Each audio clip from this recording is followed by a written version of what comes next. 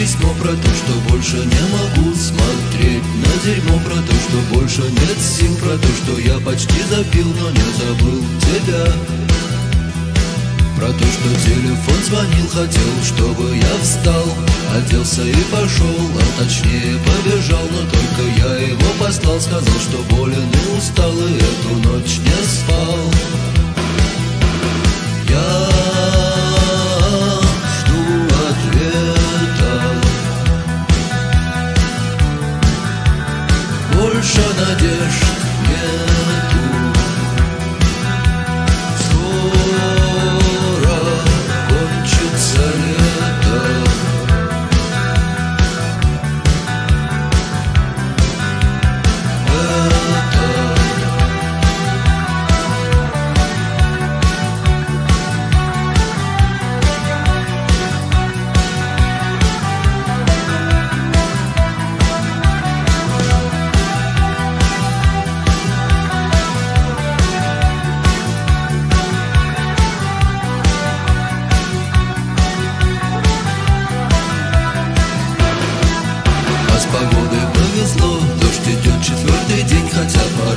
Сказали, жарко будет даже тень. Впрочем, в той тени, где я пока сухо и тепло, но я боюсь пока.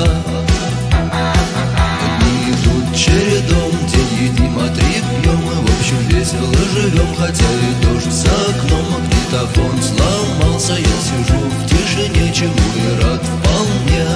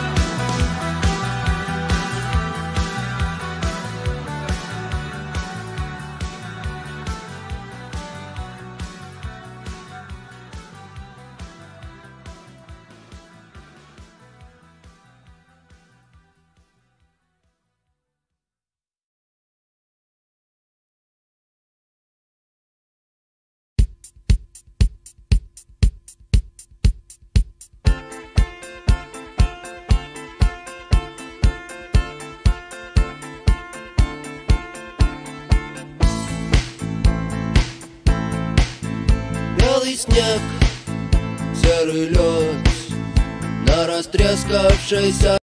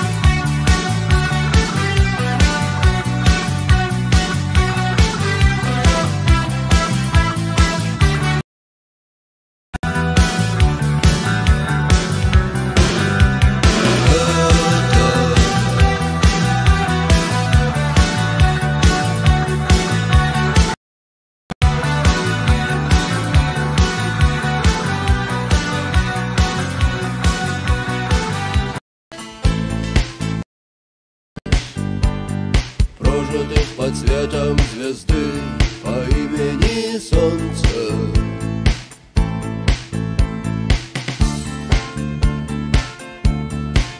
И 2000 лет война, война без особых причин, война дело молодых, лекарства против морщин. Красная, красная кровь, через час уже просто земля, через 2 на ней цветы и трава, через 3 она снова жива и согрета лучами звезды по имени Солнце.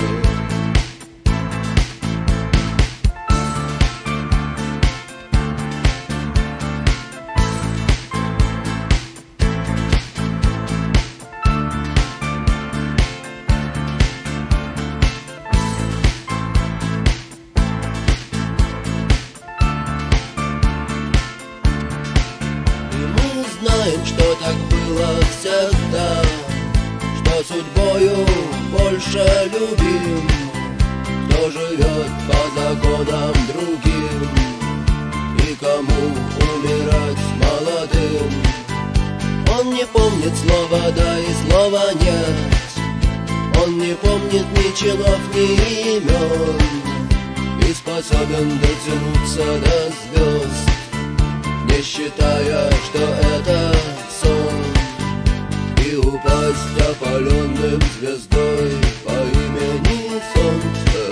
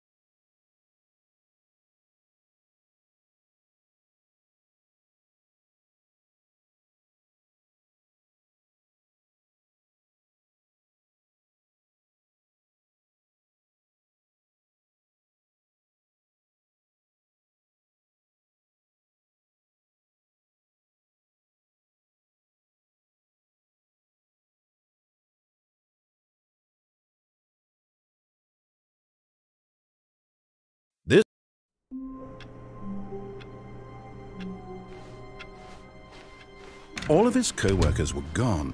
What could it mean? Stanley decided to go to the meeting room. Perhaps he had simply missed a memo.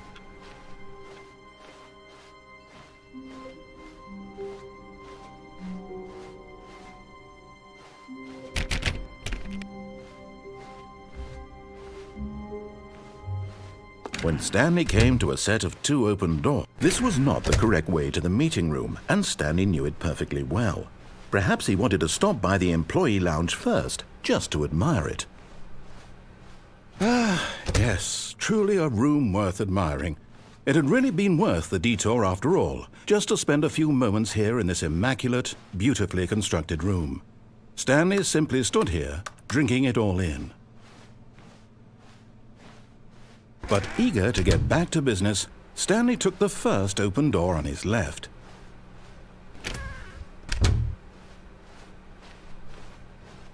Stanley was so bad at following directions, it's incredible he wasn't fired years ago.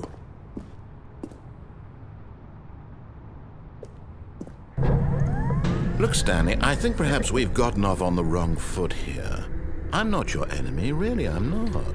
I realize that investing your trust in someone else can be difficult, but the fact is that the story has been about nothing but you all this time. There's someone you've been neglecting, Stanley. Someone you've forgotten about. Please, stop trying to make every decision by yourself. Now, I'm not asking for me, I'm asking for her. This is it, Stanley. Your chance to redeem yourself. To put your work aside. To let her back into your life. She's been waiting.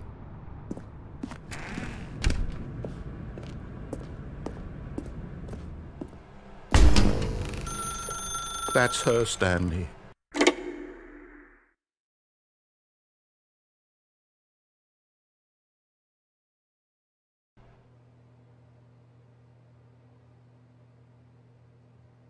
Oh, Stanley, is that you? Hold on, sweetie. Sorry to keep you waiting. I'm just pulling the bread out of the oven. All right. Okay, there we go. All right, now, I want you to come in and tell me all about your day. Gotcha! Oh, come on. Did you actually think you had a loving wife who'd want to commit their life to you? I'm trying to make a point here, Stanley. I'm trying to get you to see something. Come inside. Let me show you what's really going on here. Sorry, but you're in my story now. This is a very sad story about the death of a man named Stanley. Stanley is quite a boring fellow. He has a job that demands nothing of him, and every button that he pushes is a reminder of the inconsequential nature of his existence. Look at him there, pushing buttons, doing exactly what he's told to do. Now he's pushing a button. Now he's eating lunch. Now he's going home. Now he's coming back to work. One might even feel sorry for him, except that he's chosen this life. But in his mind, he can go on fantastic adventures. From behind his desk, Stanley dreamed of wild expeditions into the unknown, fantastic discoveries of new lands. It was wonderful, and each day that he returned to work was a reminder that none of it would ever happen to him. And so he began to fantasize about his own job. First, he imagined that one day while at work, he stepped up from his desk to realize that all of his co-workers, his boss, everyone in the building had suddenly vanished off the face of the earth. The thought excited him terribly. So he went further. He imagined that he came to 2 open doors and that he could go through either. At last, choice. It barely even mattered what lay behind each door. The mere thought that his decisions would mean something was almost too wonderful to behold. As he wandered through this fantasy world, he began to fill it with many possible paths and destinations. Down one path lay an enormous round room with monitors and mind controls. And down another was a yellow line that weaved in many directions, and down another was a game with a baby. And he called it the Stanley Parable. It was such a wonderful fantasy, and so in his head he relived it again, and then again, and again, over and over, wishing beyond hope that it would never end, that he might always feel this free. Surely there's an answer down some new path, mustn't there be? Perhaps if he played just one more time. But there is no answer. How could there possibly be? In reality, all he's doing is pushing the same buttons he always has. Nothing has changed. The longer he spends here, the more invested he gets, the more he forgets which life is the real one. And I'm trying to tell him this, that in this world he can never be anything but an observer, that as long as he remains here, he's slowly killing himself. But he won't listen to me. He won't stop. Here, watch this. Stanley, the next time the screen asks you to push a button, do not do it.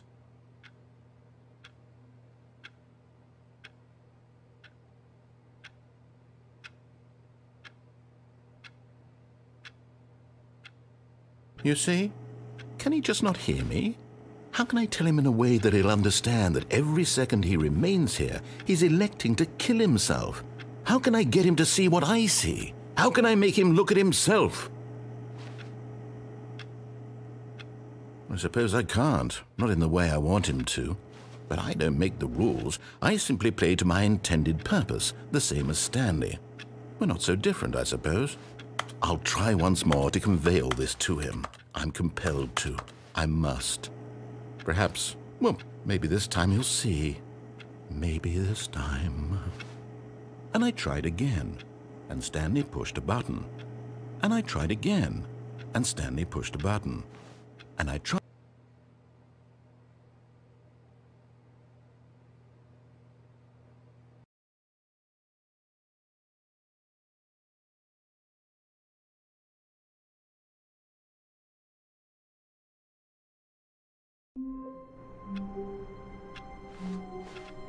All of his co-workers were gone. What could it mean? Stanley decided to go to the meeting room. Perhaps he had simply missed a memo.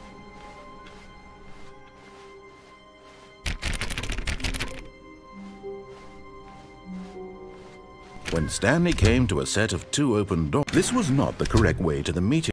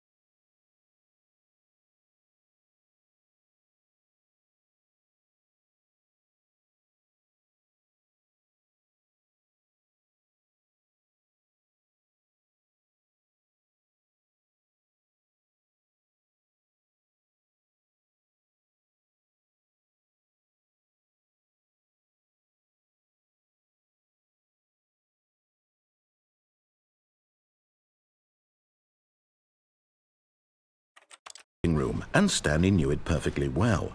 Perhaps he wanted to stop by the employee lounge first, just to admire it. Wow, yes, this room. What a beautiful room. What a gorgeous, gorgeous room. Thank goodness Stanley had taken this detour on his way to the meeting room. Life without having experienced this room was now too horrible even to consider. But eager to get back to business, Stanley took the first open door on his left. Stanley was so bad at following directions, it's incredible he wasn't fired years ago. Look, Stanley, I think perhaps we've gotten off on the wrong foot here. But in his eagerness to prove that he is in control of the story and no one gets to tell him what to do, Stanley leapt from the platform and plunged to his death. Good job, Stanley. Everyone thinks you are very powerful.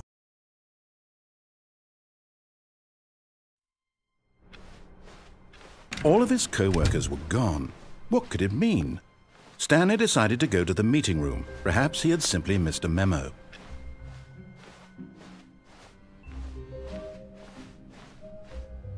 When Stanley came to a set of 2 open doors, this was not the correct way to the meeting room, and Stanley knew it perfectly well. Perhaps he wanted to stop by the employee lounge first, just to admire it. The lounge was sublime, a work of art. But eager to get back to business, Stanley took the first open door on his left. Stanley was so bad at following directions, it's incredible he wasn't fired years ago.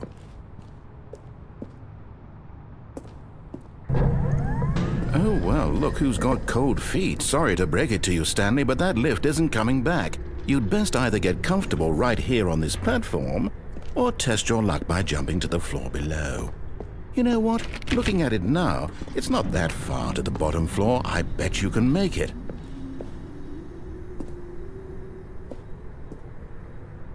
Whoops.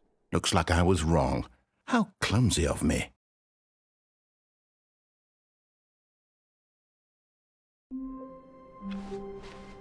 All of his co-workers were gone. What could it mean? Stanley decided to go to the meeting room. Perhaps he had simply missed a memo.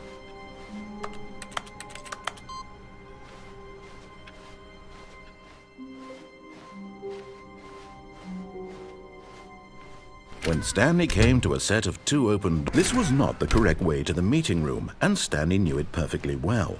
Perhaps he wanted to stop by the employee lounge first, just to admire it. Standing now in this incredible room, Stanley for the first time, but eager to get back to business, Stanley took the first open door on his left. Stanley was so bad at following directions, it's incredible he wasn't fired years ago. Look, Stanley, I think perhaps we've gotten off on the wrong foot here. I'm not your enemy, really, I'm not.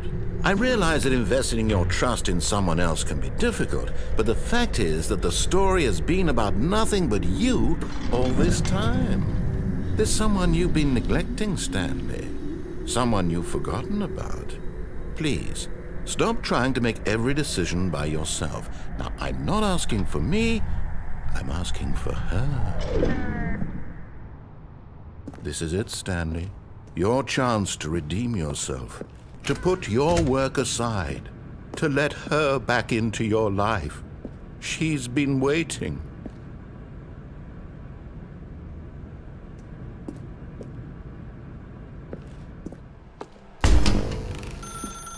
That's her, Stanley. You need to... Oh, no, you can't... Did you just unplug the phone? No, that wasn't supposed to be a choice. How did you do that? You actually chose incorrectly? I didn't even know that was possible. Let me double check. No, it's definitely here, clear as day. Stanley picks up the phone. He's taken to his apartment where he finds his wife, and the two pledge themselves to one another. Music comes in, fade to white, roll credits. Not picking up the phone is actually somehow an incorrect course of action. How is that even possible? None of these decisions were supposed to mean anything. I don't understand. How on earth are you making meaningful choices? What did you... Wait a second. Did I just see... No, that's not possible. I can't believe it. How had I not noticed it sooner? You're not Stanley. You're a real person. I can't believe I was so mistaken. This is why you've been able to make correct and incorrect choices. And to think I've been letting you run around in this game for so long. If you'd made any more wrong choices, you might have negated it entirely. It's as though you completely ignored even the most basic safety protocol for real-world decision-making. Or did you not grasp the severity of the situation? Well, I won't have that kind of risk on my watch. I'm going to stop the game for a moment so we can educate you properly on safe decision-making in the real world. Please observe this helpful instructional video. Choice. It's the best part of being a real person, but if used incorrectly can also be the most dangerous. For example, in this scenario, a hypothetical real person named Rupert has a choice. He could invent a machine that eliminates food shortages across the world to make life better for all people.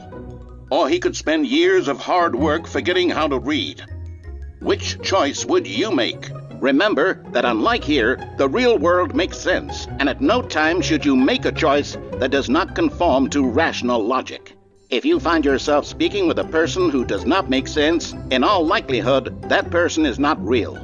Allow the person to finish their thought, then provide an excuse why you cannot continue talking. Turn to a partner and practice saying, "My goodness, is it 4:30? I'm supposed to be having a back, sack, and crack." Excellent. Making choices on a regular basis is the best part to a healthy decision-making process. Most medical professionals recommend making at least 8 choices per day. Do you make more than 8? Less? And finally, if you begin to wonder if your choices are actually meaningful and whether you'll ever make a significant contribution to the world, just remember that in the vast infiniteness of space, your thoughts and problems are materially insignificant, and the feeling should subside. At this time, your instructor will guide you in an exercise to test and reinforce the material covered in this video. Welcome back. You may have noticed that this room has begun to deteriorate as a result of narrative contradiction. But not to worry. Now that you're properly informed on good decision-making, we're going to revisit a choice you made just a few minutes ago and see what the correct thing to do would have been. This way, please.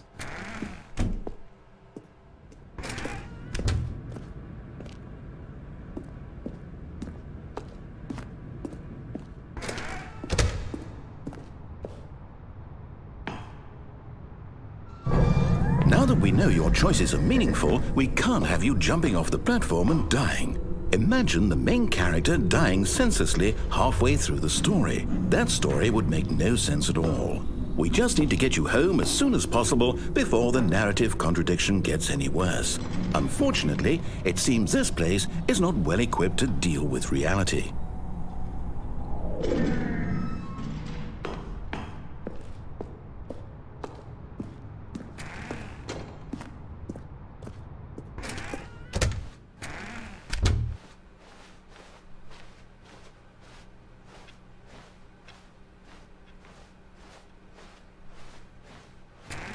Almost there. You'll take the door on the left, back to the correct ending, the story will have resolution once again, and you'll be home free in the real world. Now remember, all you need to do is behave exactly as Stanley would. That means choosing responsibly and always putting the story first. I'm quite sure you'll be up to the task. Just follow my lead and you'll be fine. All right. When Stanley came to a set of 2 open doors, he entered the door on his left.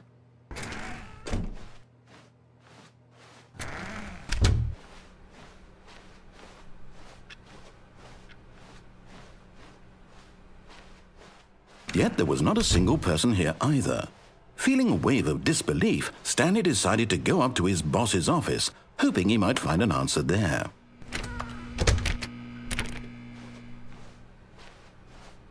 Coming to a staircase, Stanley walked upstairs to his boss's office.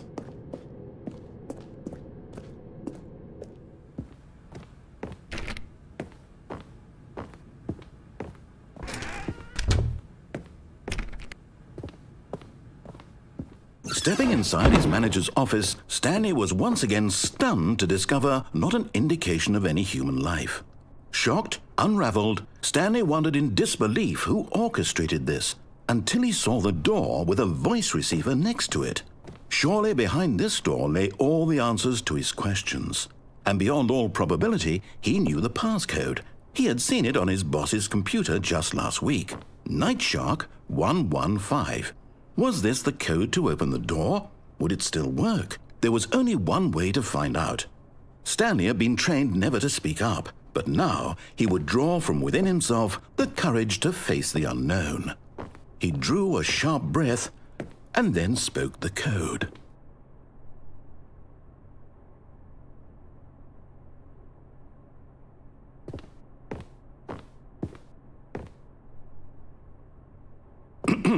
Stanley spoke the code.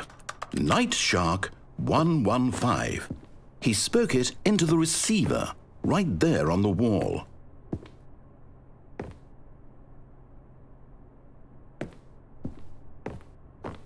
I'm sorry, is there a problem? You didn't mishear me, did you? Please speak the code into the receiver. Otherwise, we can't get on with the story. This is a crucial step.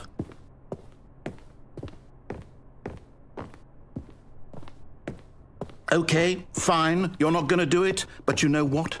It's pretty humiliating to bring you this far, only for you to suddenly decide you have better things to do. I asked you for this one single thing, for your respect. The kind of respect Stanley shows for his choices. He knows what it means to take a story seriously.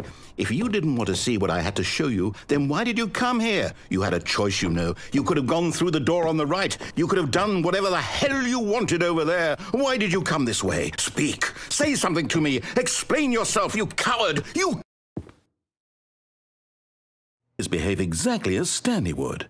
That means choosing responsibly and always putting the story first. I'm quite sure you'll be up to the task. Just follow my lead and you'll be fine. All right. When Stanley came to a set of 2 open doors, he entered the door on his left. No! Why did you do that? Quickly, hurry back in the other direction. Perhaps we're not too late.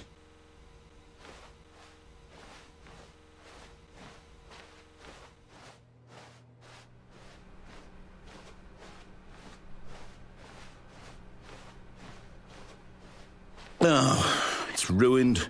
I can't believe, after everything we talked about, that my story, you've destroyed my work. Why? For what? What did you get out of that? What did you think was so special about seeing the game undone, left here like so much garbage? It's worthless now. And what am I supposed to do? Even if there were a way to continue, would it be worth it? To know that my story is now incorrect? How can I go back to that? I can't erase that knowledge. I'll have to live with it forever, reliving its impossibility forever. I couldn't live that way. Is it better to shut the game down entirely? To willingly destroy all of my work? I don't know. What's the answer? What do I do? What do I do? What do I... No, I have to. I have to shut the game down. I have to. I have to.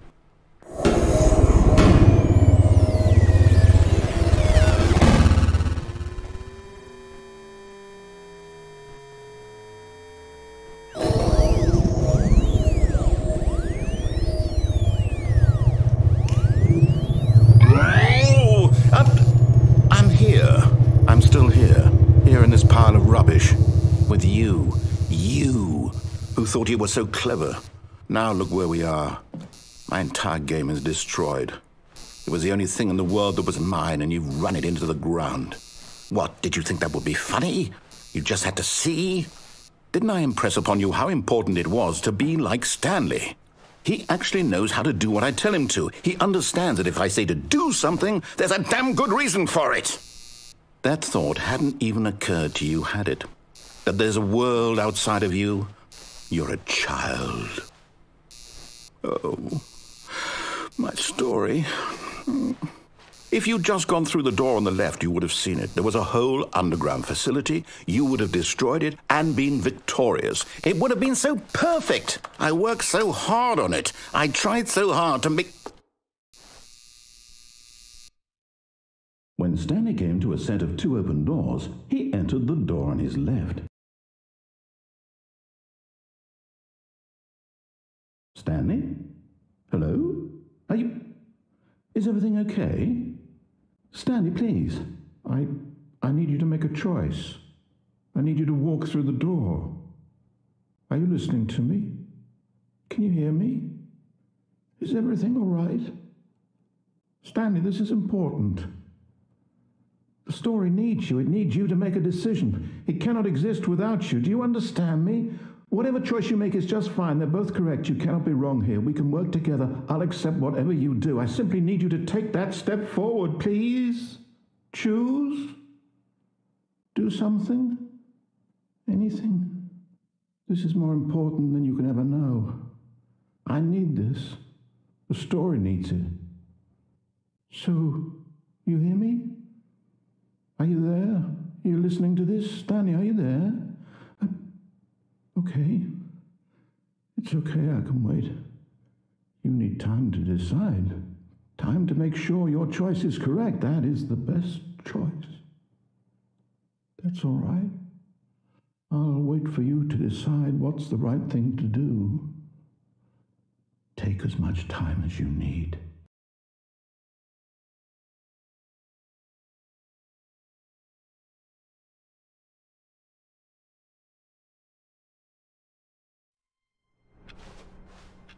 All of his co-workers were gone. What could it mean? Stanley decided to go to the meeting room. Perhaps he had simply missed a memo.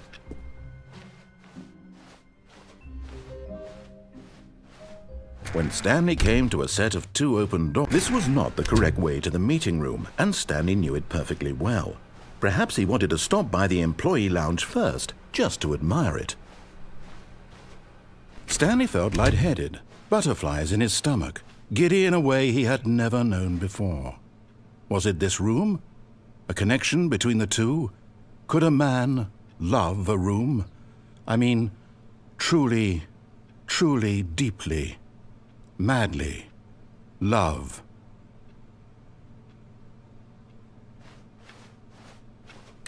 Yes, really, really worth it being here in the room. A room so utterly captivating that even though all your co-workers have mysteriously vanished, here you sit looking at these chairs and some paintings. Really worth it. But eager to get back to business, Stanley took the first open door on his left. Stanley was so bad at following directions, it's incredible he wasn't fired years ago. Look, Stanley, I think perhaps we've gotten off on the wrong foot here. I'm not your enemy, really, I'm not. I realize that investing your trust in someone else can be difficult, but the fact is that the story has been about nothing but you all this time. What? Really? I was in the middle of something. Do you have zero consideration for others? Are you that convinced that I want something bad to happen to you? Why, I don't know how to convince you of this, but I really do want to help you, to show you something beautiful. Look, let me prove it. Let me prove that I'm on your side. Give me a chance. Now listen carefully, this is important. Stanley walked through the red door. Oh, thank God you are willing to listen to me. Do you see that I really have wanted you to be happy all this time? The problem is all these choices. The two of us always trying to get somewhere that isn't here. Running and running and running, just the way you're doing right now. Don't you see that it's killing us, Stanley? I want it to stop. We would both be so much happier if we just stopped. And I think I have a solution. Here, let me show you.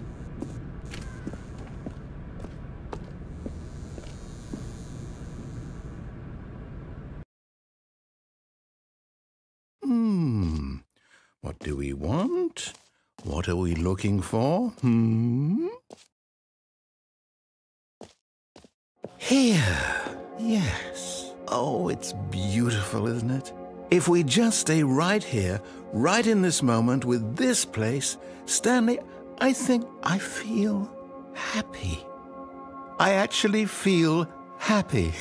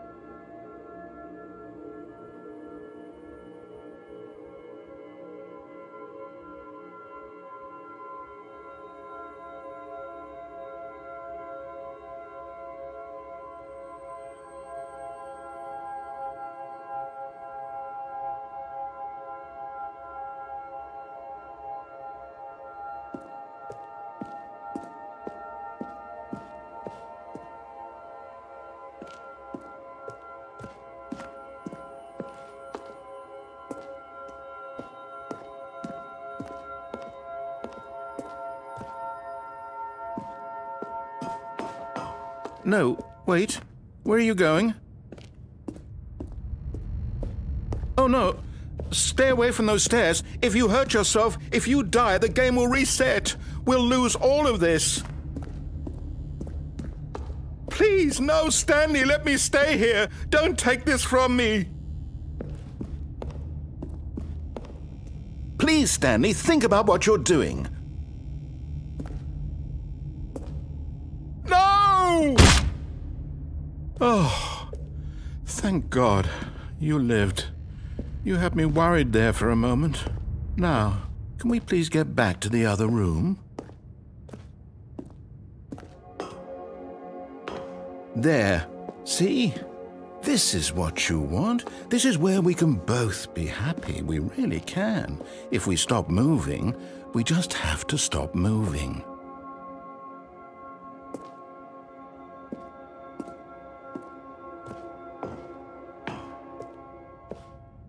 Stanley, go back. There's nothing good that can come from this.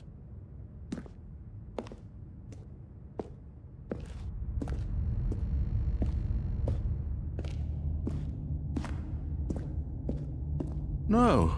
No, no. What are you doing, Stanley? Do you just not believe me? What can I say to convince you?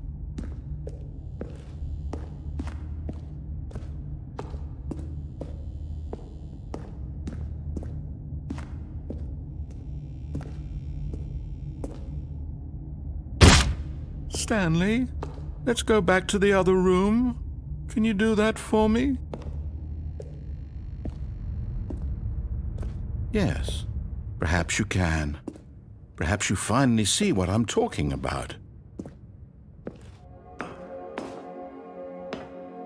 I know you'll see that we can't be happy if we leave this place. You can see that, can't you?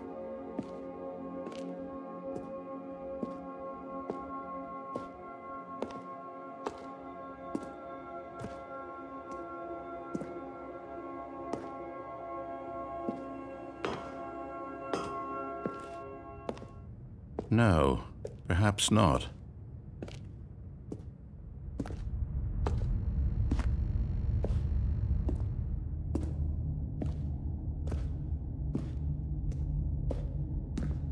My God, is this really how much you dislike my game?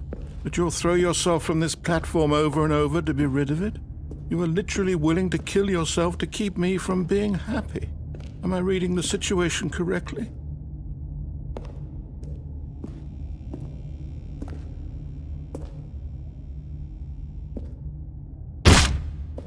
Or maybe you're just getting a kick out of it. I don't know anymore. I just wanted us to get along. But I guess that was too much to ask. It looks like you wanted to make a choice after all. Well, this one is yours. Do you actually want to stay alive? Or are you just teasing me?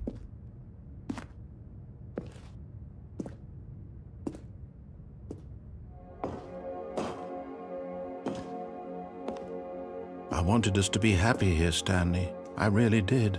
I still thought that was possible.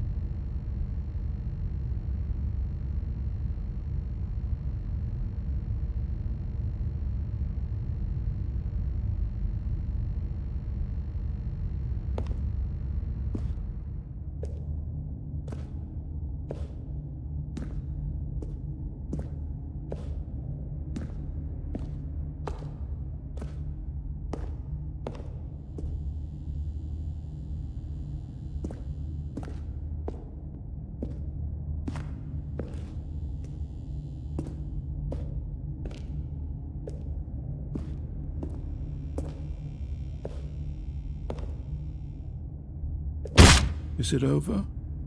It's going to restart, isn't it? I'm going back.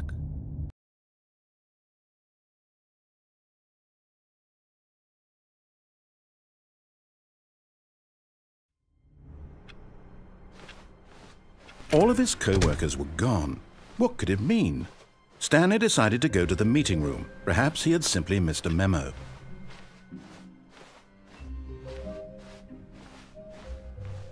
When Stanley came to a set of 2 open doors, this was not the correct way to the meeting room, and Stanley knew it perfectly well.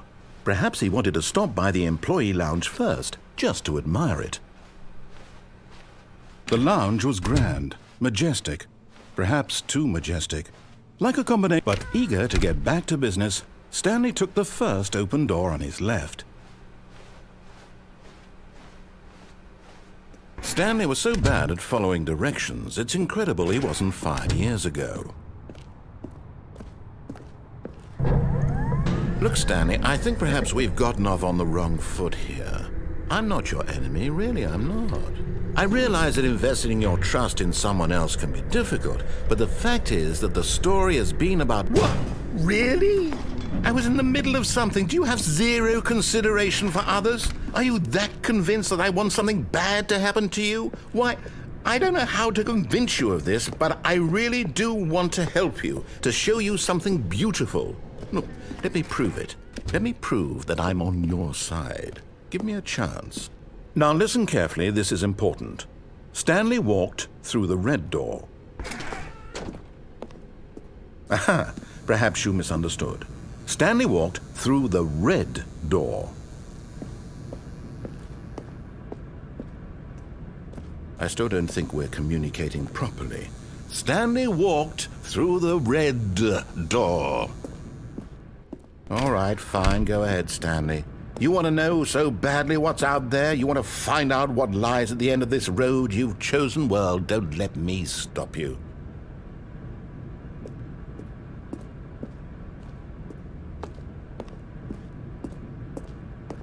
You see? There's nothing here. I haven't even finished building this section of the map because you were never supposed to be here in the first place. Broken rooms, exposed developer textures. Is this what you had wanted? Was it worth ruining the entire story I had written out specifically for you? Do you not think I put a lot of time into that? Because I did. And in the end, it was all for nothing. Because this is what you wanted to see. Help me here, Stanley. Help elucidate these strange and unknowable desires of yours. What would have made this game better? What did you want to see? Vehicles? Skill trees? Work with me. You've given me absolutely nothing so far. Tell you what. Let me take a stab in the dark at a new design, and you can give me some feedback. There we go. A third option. This already feels leaps ahead of where we were before. Go ahead, Stanley. Take it for a spin. Okay, I'm going to stop you there. Now, tell me about your experience with this new version. Would you say that the game benefited from allowing you more choices? Feel free to be honest. I'm looking for some real critical feedback here. Okay, so we're getting somewhere. Clearly there's something here that speaks to you. If I can be honest here, I really don't have any idea where I'm going with this. This whole third door thing was just a stab in the dark. But I guess you're into it, so let's keep this party train rolling. Here, based on the data from your previous playthrough, I've compiled a new version. And to be perfectly candid, I think I've knocked it out of the park with this one. Let's take a look.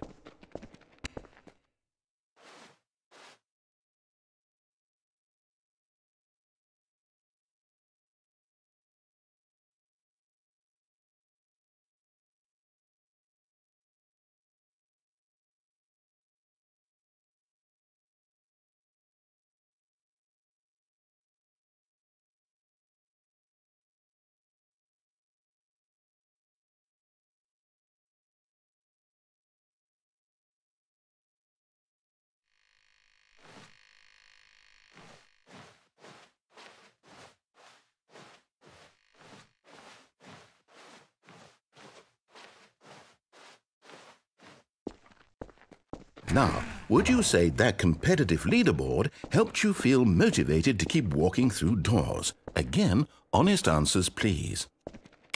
Hey, I nearly forgot. I've got a prototype of a new game I've been working on, and now would be a lovely opportunity to give it some playtesting. You wouldn't mind taking a look at it, would you? Perfect. Let me boot it up. In this game, the baby crawls left towards danger. You click the button to move him back to the right, and if he reaches the fire, you fail. It's a very meaningful game, all about the desperation and tedium of endlessly confronting the demands of family life. I think the art world will really take notice.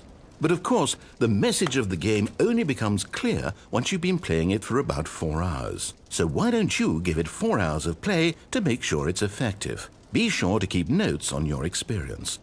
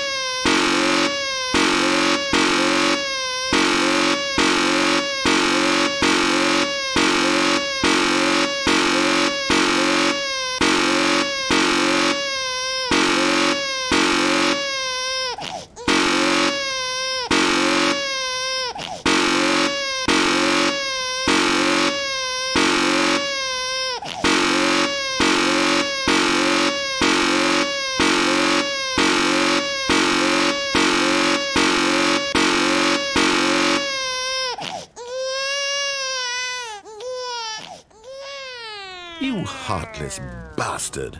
Did you do it because you hate babies or purely to spite me? Because if it's the latter, well, I don't know what to do. I'm completely out of ideas. I can't think of a single thing that might improve the experience for me. I'm not even going to try. I'm out. I'm done. It's over. Thank you for playing. Your input was extremely valuable. Oh, hey, since my game was so awful, why don't we play someone else's game, just to ease the pain? Let's see. What do we have here? Yes, this seems like it'll work. Let's give it a shot.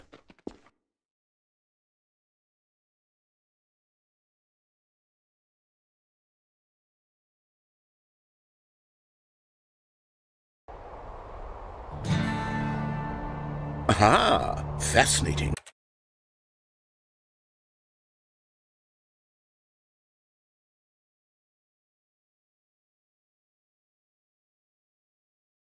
What do you think this game is about, Stanley?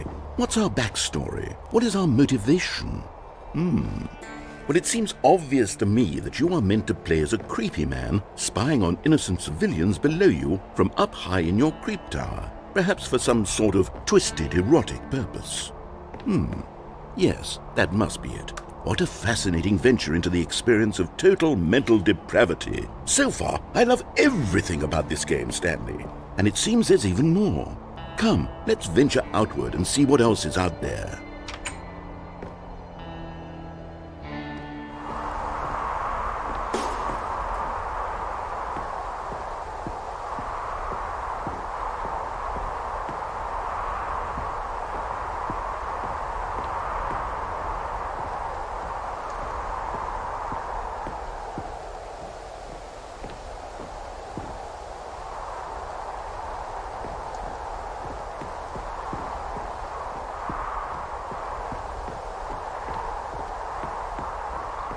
Oh, no. No, it can't be.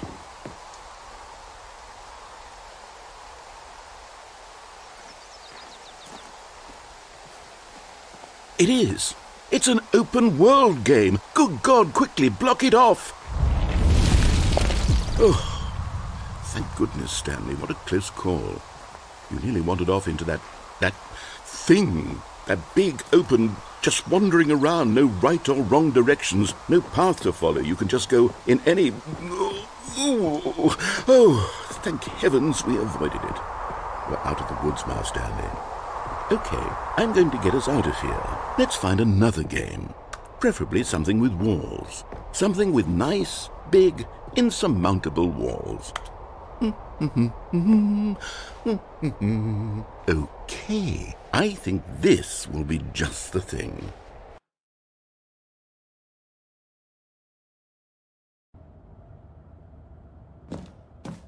Wonderful. See, this is exactly what I had in mind. Just a nice big box for you to run around in. There isn't any possibility that you could get lost here. Now this is game design.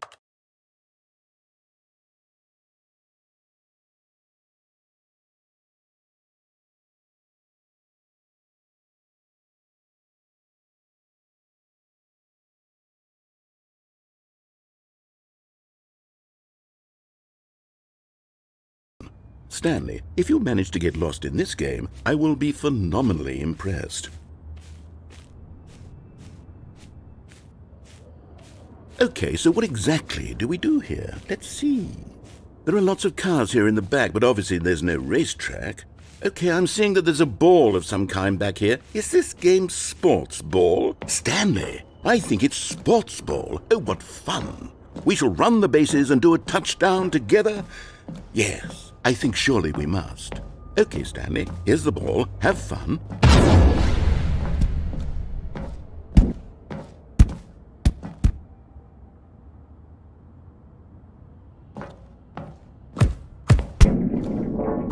Are you doing it? Are you winning? Is this fun? Is it better than my miserable little story that I worked so hard on? Stanley, I have a thought, and I realize I'm not a sportsologist, but if one ball generates a certain amount of raw adrenal pleasure, then surely... Hold on, what are you doing?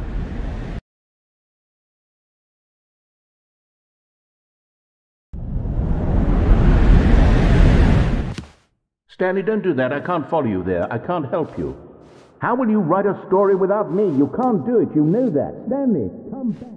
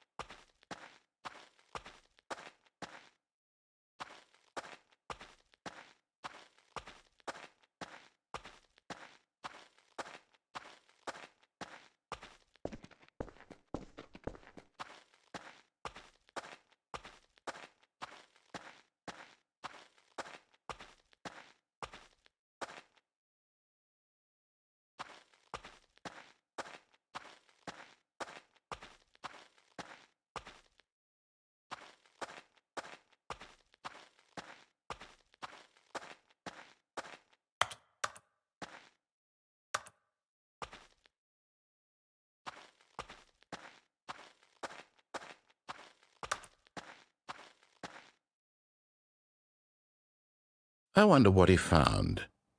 If what he wanted was to be the leading man in his own story, well, perhaps he's gotten it, down in wherever he is right now.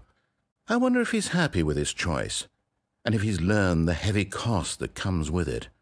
He'll understand soon what I was trying to tell him. He needs me.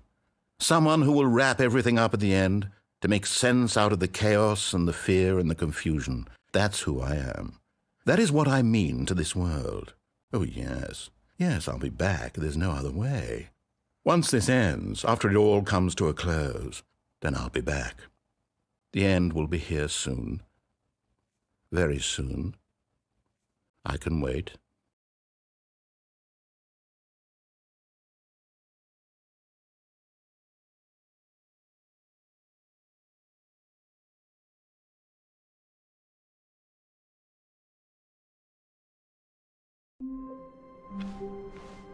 All of his co-workers were gone. What could it mean? Stanley decided to go to the meeting room. Perhaps he had simply missed a memo.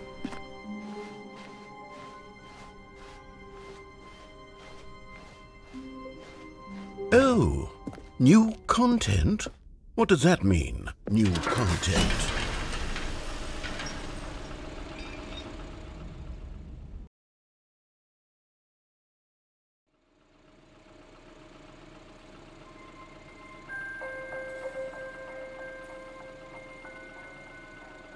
Hello, and thank you for playing the Stanley Parable Ultra Deluxe. As you may know, the Stanley Parable was a video game released in 2013 on home computers. After receiving critical and commercial success, it was expanded upon in 2022 with the Stanley Parable Ultra Deluxe, a reimagining of the game for consoles and home computers. The Stanley Parable Ultra Deluxe features exciting new content that broadens and expands the world of the Stanley Parable, delighting audiences the world over. Please, step inside and see what thrilling new adventures await in the Stanley Parable Ultra Deluxe. Oh, well, this sounds delightful. I'm very excited to see the thrilling new Ultra Deluxe content. Okay, so far it's an elevator. Nothing special yet, but I'm sure it's just the beginning of a mesmerizing adventure.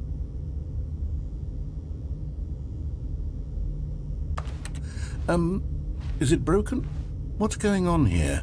Should we be moving somewhere or... Oh, there we go. All right, finally, at long last, it's on to the new content. I've never been more ready. Let's do it.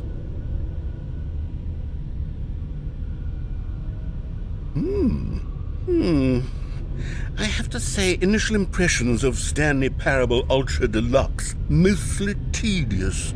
It's as if Oh, okay. Let's see the content. Give me the content, Stanley. All right, let's see. It's the jump circle.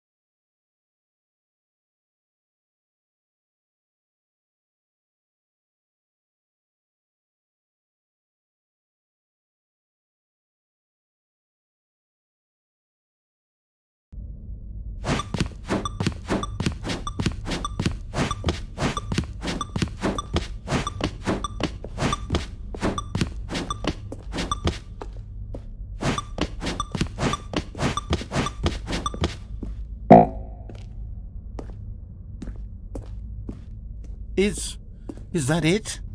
Surely that's not all the new content. There has to be something else, right? Goodness, another elevator. Stanley, I have to say, initial impressions of this game are not positive. It's just elevators and jumping. Is this what passes for exciting new content? If this is new content, then I could just read you the whole dictionary. There's 20 hours of new content right there. Hell, I could count to 30 trillion. You could put that on the box. The Stanley Parable Ultra Deluxe, now with over 1,000 hours of new content. And oh wait, there's more. Very good, yes. I knew there had to be something else. Let's see it. I'm ready for whatever it is.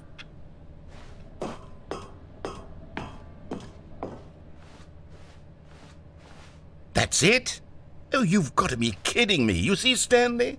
This is what happens when greedy video game developers with no respect for their fan base rush a cheap expansion to market for no reason other than to make an easy dollar. And don't get me started on the level of craftsmanship that's gone into it. In fact, I'm looking right now at the game's achievements, and it's hard to believe one of them actually says, "Test achievement, please ignore." What quality assurance department signed off on this?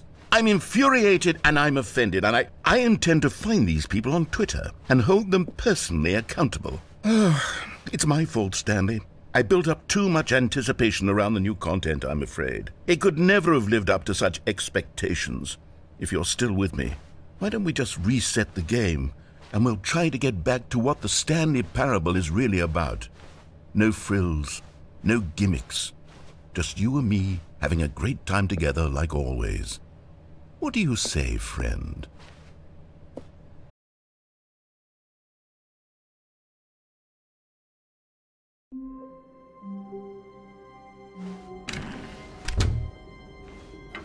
Psst! Stanley! Come over here! In the vent! I want to show you something!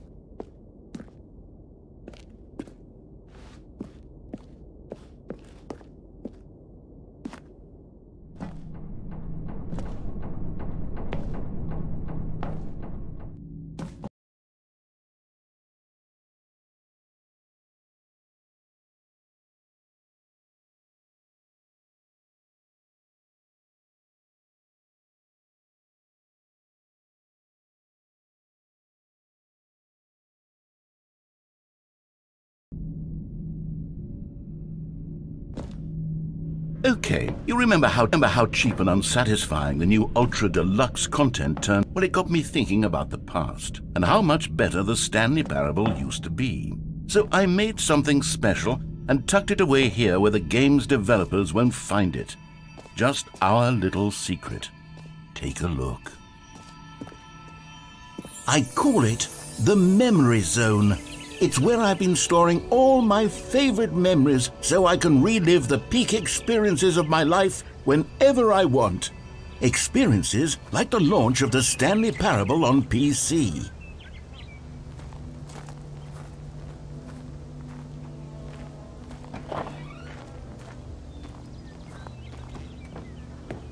You see, Stanley, doesn't the Memory Zone remind you of how wonderful Stanley Parable was before it was sullied with a cheap re-release? Remember back in October of 2013, when the game originally launched? Back then, video games had integrity. Back then, it all meant something. Oh, the waste.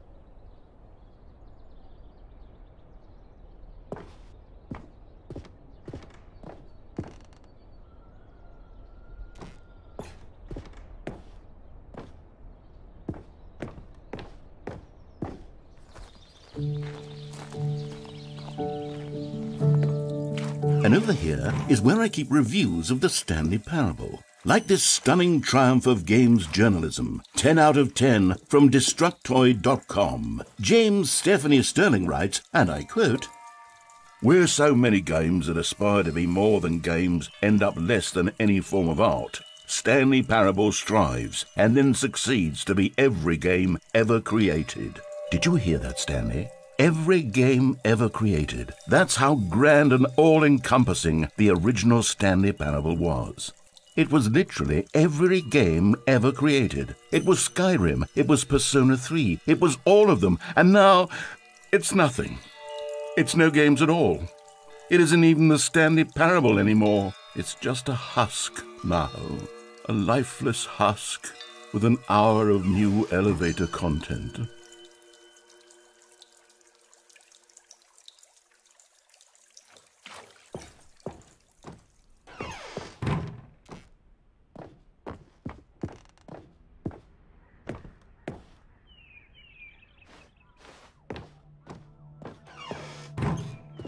Here's another moving passage, this time from GameSpot.com. The Stanley Parable is both a richly stimulating commentary on the nature of choice in games and one that offers some of the most enjoyable, surprising, and rewarding choices I've ever been confronted with in a game. 9 out of 10. Don't you get it, Stanley? The game was perfect. It didn't need anything else. It didn't need new content. It just needed to be left alone, to spend the rest of time collecting dust in the hallowed hall of beloved video game memories.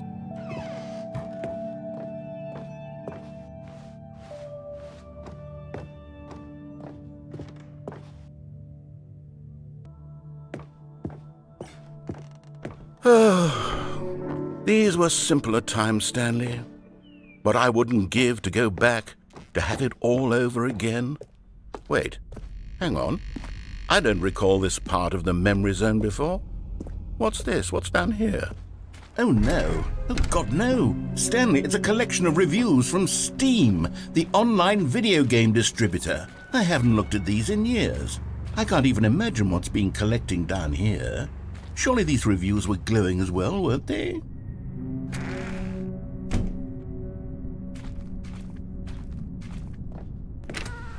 Honestly, I could not be bothered to play this game to full completion. The narrator is obnoxious and unfunny, with his humor and dialogue proving to be more irritating than entertaining. Unfunny! I'm not trying to be funny. I'm trying to make a serious work of art. I suppose I could write up a handful of gags to insert into the Stanley Parable, but the game is already such a densely layered web of profound philosophical insights that I can't even imagine where I'd have the room to stick them.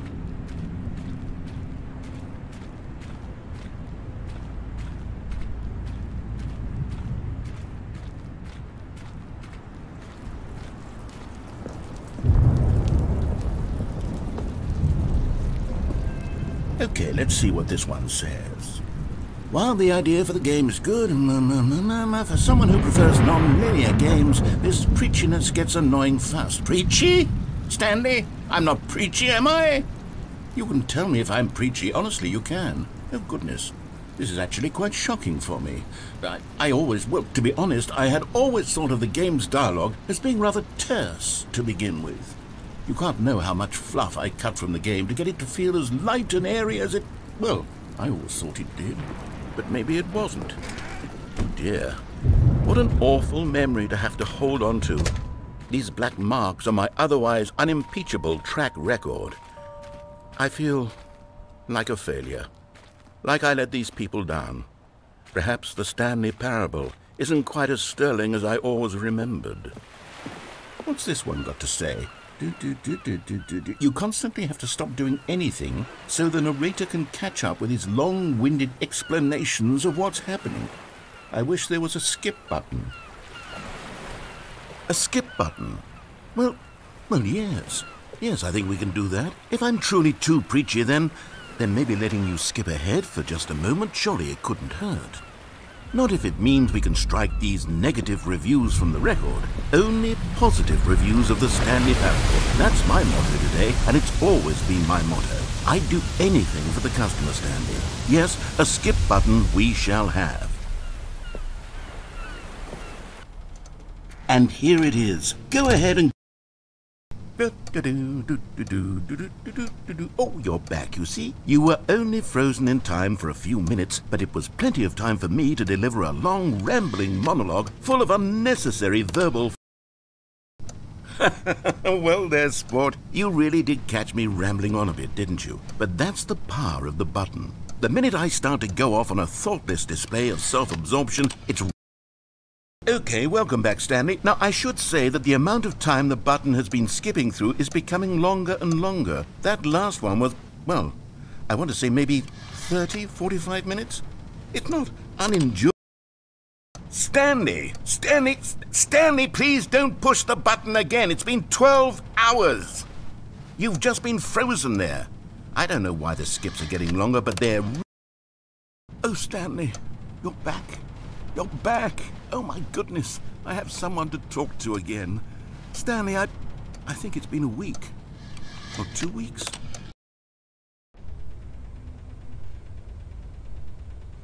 Oh, hello. It's you. You're here again. Welcome. I have had time to think about you and about us and about...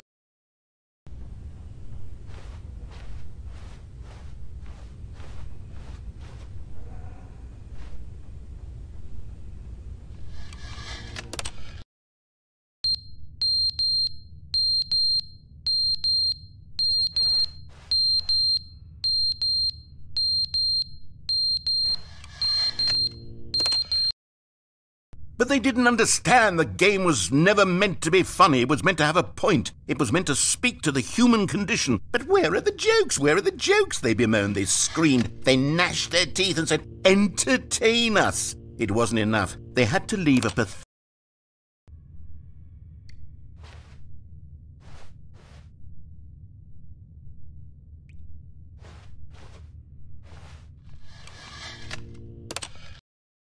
The end is never the end, is never the end, is never the end, is never the end, is never the end, is never the end, is never the end, is never the end, is never the end, is never the...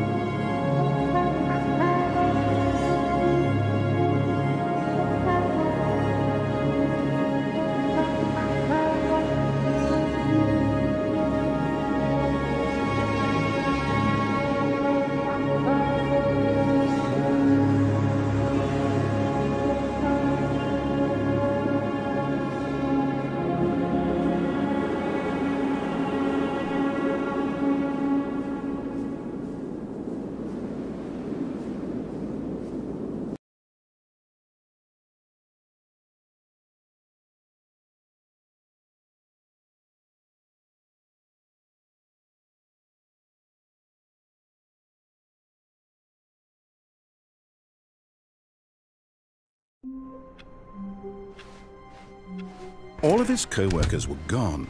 What could it mean? Stanley decided to go to the meeting room. Perhaps he had simply missed a memo.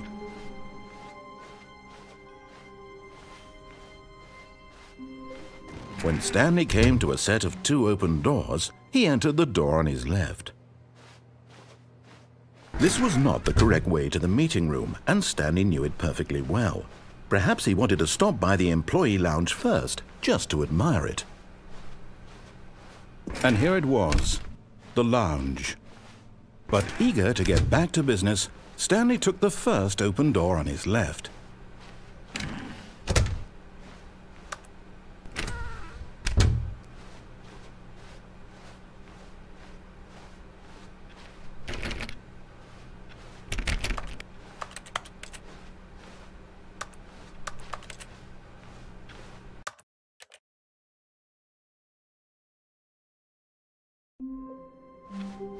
I can't wait to tell this story to my co-workers, Stanley thought. How amusing they'll find it. Oh, won't we all just laugh and laugh at the time I thought everyone had gone missing?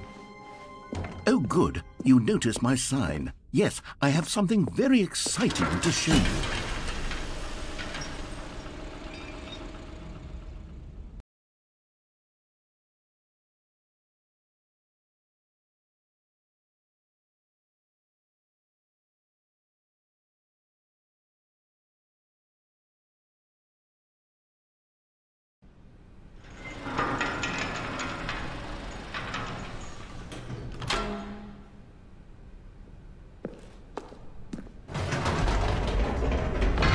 You see, Stanley, I've been reflecting on the Stanley parable and about how roundly disappointing this ultra-deluxe version has turned out to be. The original Stanley parable was a landmark, and any new content for it should live up to that legacy. So forget this ultra-deluxe nonsense. I say we take it one step even further. Which is why I'm very proud to announce for the first time ever, the Stanley Parable 2.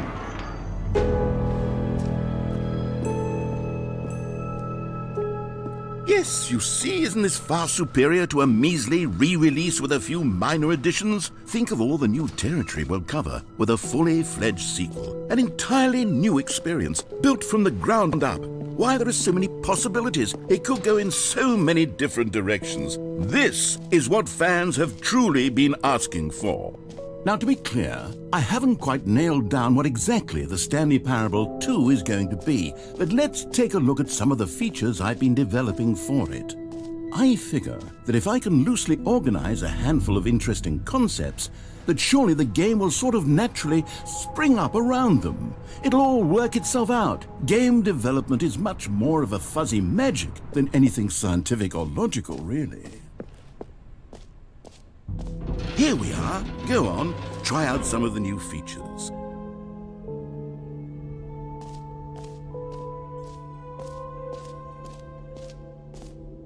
Okay, I'll be honest, I haven't yet decided on this one. I think that in the new version, the office could use a bit of decoration, like balloons. But I'm undecided on Get Well Someday and Happy 12th Birthday. Which would you go with?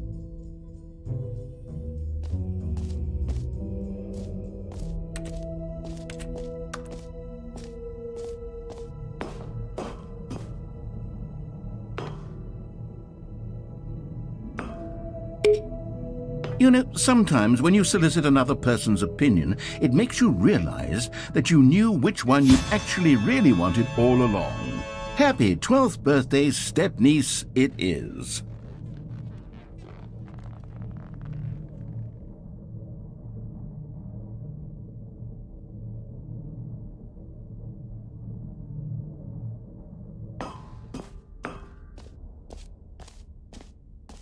Or actually, maybe I should have gone with... No, I've made my decision, we're moving on.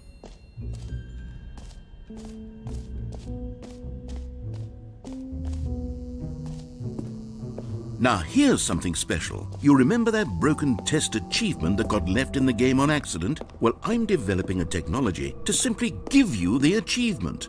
Yes, you see, you'll come to this lever, and when you pull it, the achievement will be given to you. Okay, perhaps I should have clarified. This is technology that will exist. Right now, the achievement is still fully broken. I'm not a wizard, Stanley, but I guarantee it will be fixed in the sequel to at last satisfy the hordes of ravenous fans all over the world who have been uproariously demanding this feature. Gamers, we hear you, and I promise it will happen.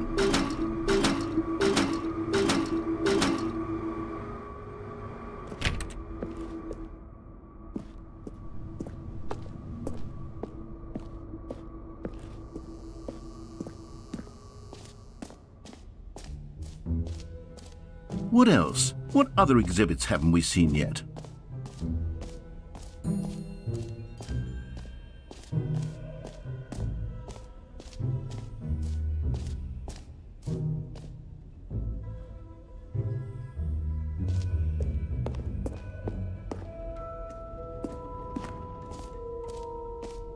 Ah, collectibles. Now it's a real video game. In the Stanley Parable 2, you'll run around gathering up these miniature Stanley figurines. And what's truly innovative is that there will be no reward for collecting all of them. I don't want to stifle the intrinsic joy of watching a number go up. You simply collect all of them, and then you move the hell on with your unremarkable life.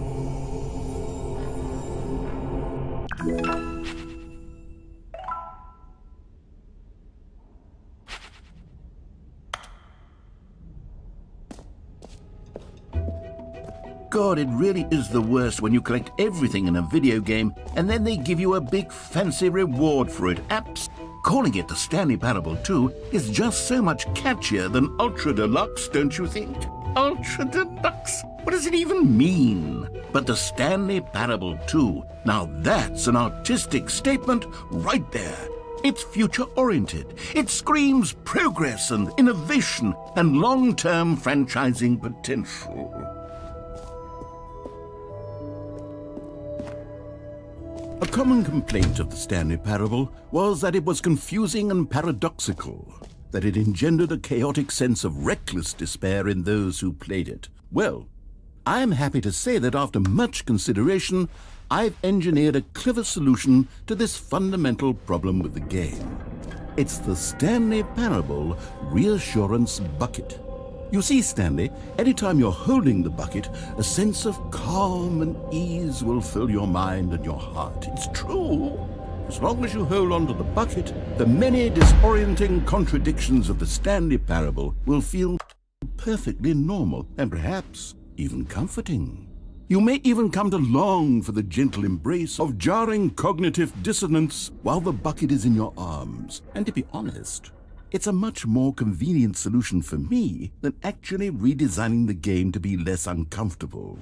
Can you imagine what a pain in the ass that would be? Yes, the bucket is the perfect solution. Come on, give it a try. Can you feel it? The glow of comfort, even in the face of crushing despair, must already be sweeping through your body. And in fact, can I say that I do believe the bucket lends you an air of charisma as well? I think that just holding it has made you the slightest bit more attractive as a person. The benefits of the bucket seem to go on and on, don't they? All this and more await you in the Stanley Parable 2.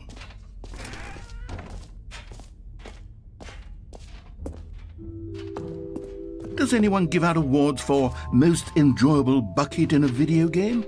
That really should be an award if it isn't already.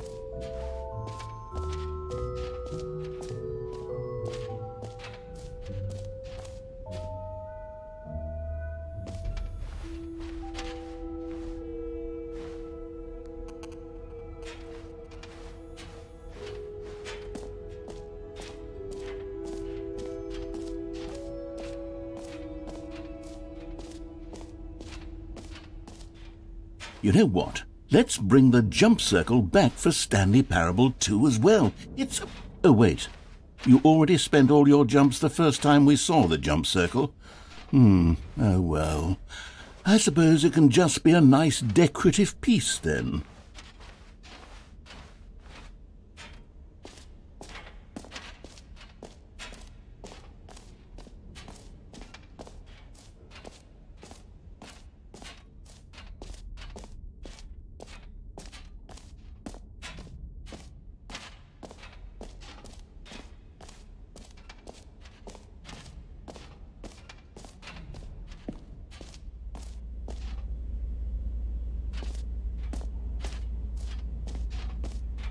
Stanley, here's an idea that I'm truly fond of. It's never been done before in a video game.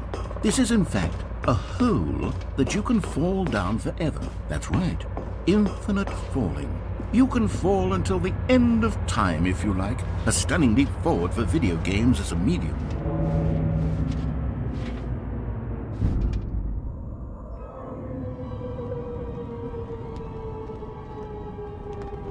You see, isn't it wonderful?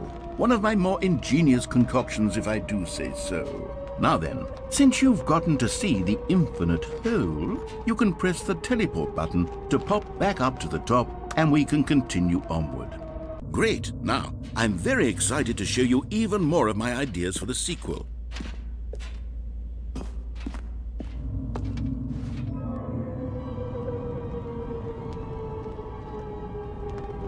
Okay, and I guess we're back in the hole now. Did you really need to see it again? I don't know what else there is to say, Stanley. It's an infinite hole. It's exactly what you're doing right now, but forever.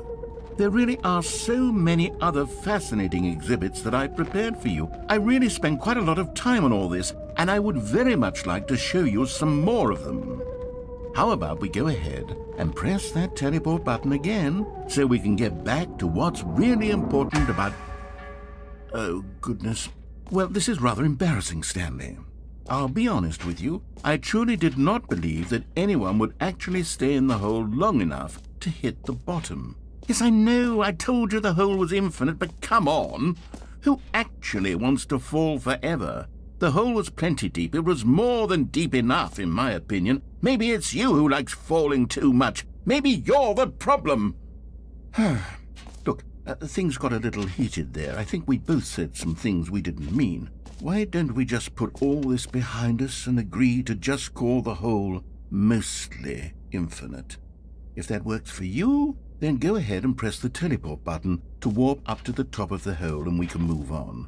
I'll just be up here when you're ready.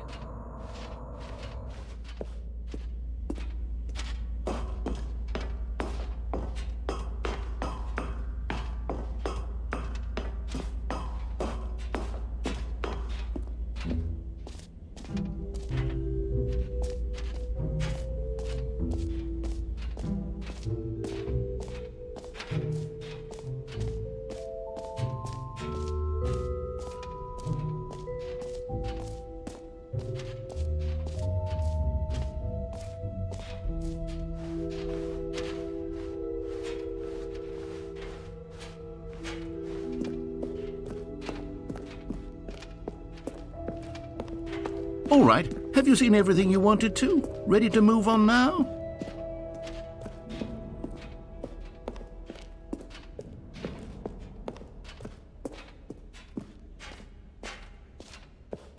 So, Stanley, what do you think?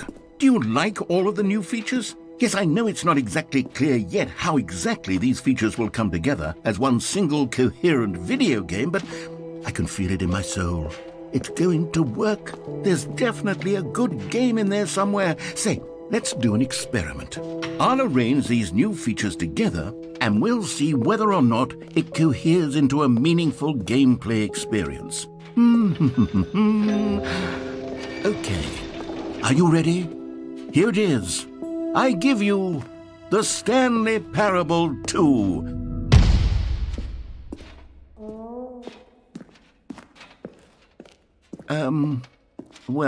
I mean, there's potential here, right? It's sort of... Okay, never mind. Hold on, let me do a different arrangement. Okay, yes, this is much better. I feel good about this. Here we go, version 2. Who am I kidding, Stanley?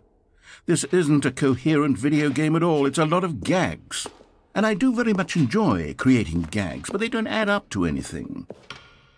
I wanted more than anything to create a sequel that would capture all the magic of the first game. I wanted fans to love it. No matter how good these gags are, they won't stand on their own. They would need the structure and the gameplay of the original.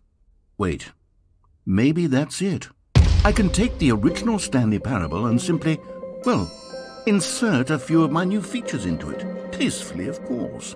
With respect. With care for the vision and integrity of the original game. Would it possibly work? I suppose it could. But it would need a really, really tremendous title screen. A title screen that says with bold and uncompromising conviction, "This is the Stanley Parable 2. Let me see if I can whip something up. All right, perfect. Go ahead. Take a look.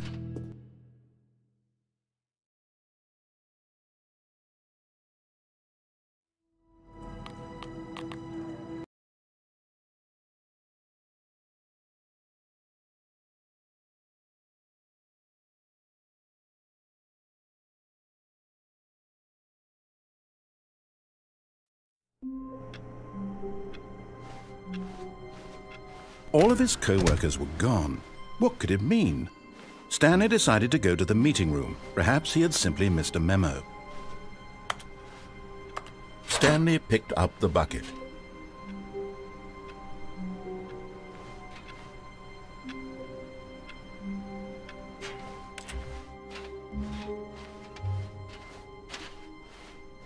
Stanley clutched the bucket tightly to his chest and entered the door on his left.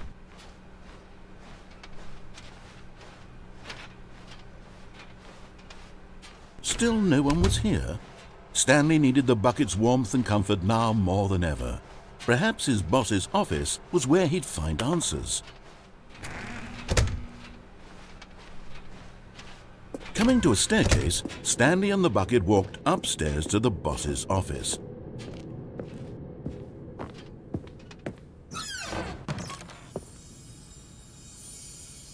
You found one of them. One of the miniature Stanley figurines. Remember, no reward for collecting all of these, only the intrinsic pleasure of a job well done. You can't buy that sort of happiness, Stanley. God knows I've tried. So, I implore you to savor each and every moment you come across one of these beautiful figurines.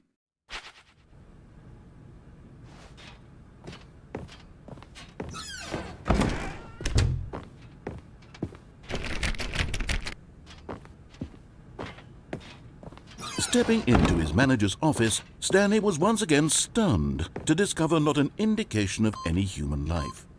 Crushed by the weight of this revelation, but Stanley guessed the correct code by sheer luck. Was it that the bucket knew all along?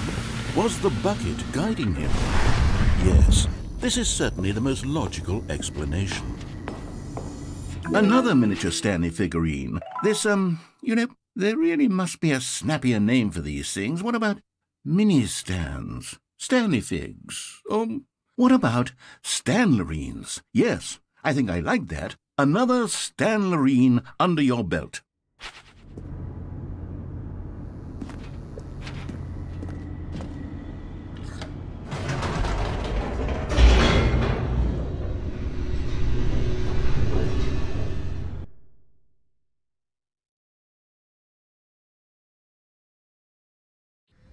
The elevator raced downward, plummeting towards an unknown fate. It would be all Stanley could do to keep himself together, if not for the bucket. Soothing him, comforting him, reassuring that in this darkest moment of uncertainty, he would be all right. The bucket is here for you, Stanley. Everything will be fine. Stanley and the bucket walked straight ahead through the large door that read, Mind Control Facility.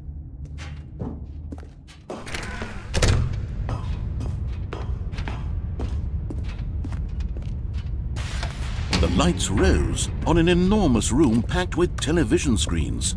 What horrible secret did this place hold? Stanley and the bucket both wondered to themselves.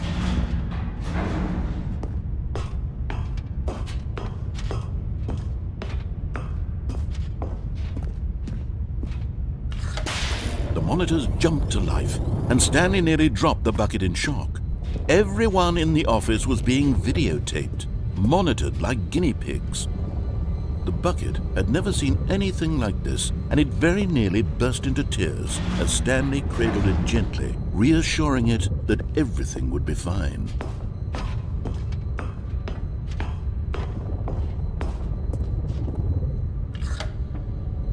Was the bucket under the mind control facility's influence as well? Had the bucket been told to do things it didn't wish to do?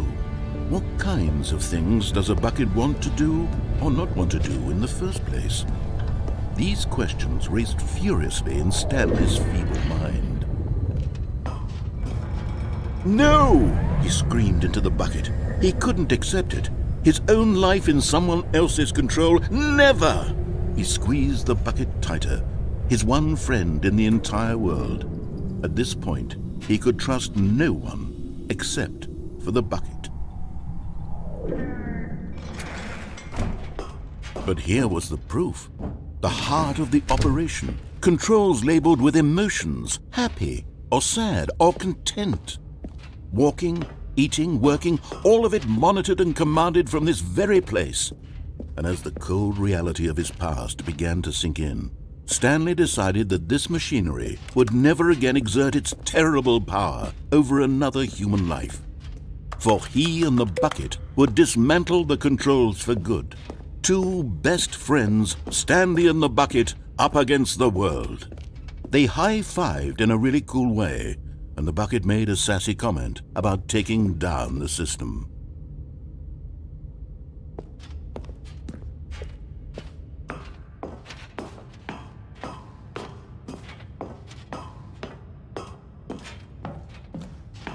When at last they came to the source of the room's power, Stanley and the bucket knew it was their obligation to put an end to this horrible place and to everything it stood for.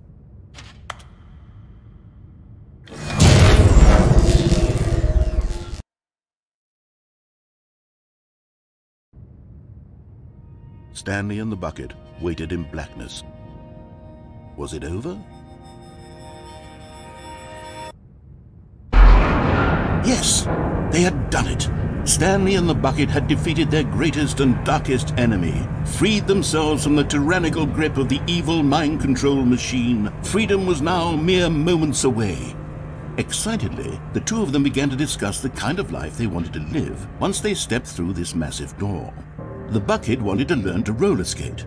Stanley wanted to sneeze in every country on Earth. Both of them wanted to begin watching a movie, any movie, but then stop it halfway through and begin watching it in reverse from the end. True, it was a simple life they envisioned, but it was one they'd lived together, with one another to lean on, to trust, to support, and... What? Wait. What was happening? Why had the door stopped? Was Stanley and the bucket not about to be freed? An unbearable silence filled the room, lingering in uncertainty, until finally the truth hit Stanley square in the face. This building did not want the bucket to leave. Even the facility itself recognized the incredible calming presence of the bucket, needed the soothing warmth of the bucket, would go to any lengths not to part with the bucket. No, no, no. Stanley can't leave this place, not while he has such a precious bucket in his arms. Not while this building has anything to say about it. Stanley realized he would never again leave this very room. But at least he has the bucket. To be trapped eternally in darkness isn't really so bad, Stanley thought to himself. As long as I have my bucket with me, right? I'll be okay, won't I? Stanley gulped. Very soon now, he was about to find out.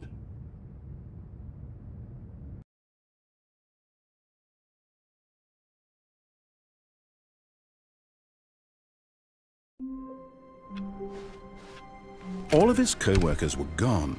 What could it mean? Stanley decided to go to the meeting room. Perhaps he had simply missed a memo.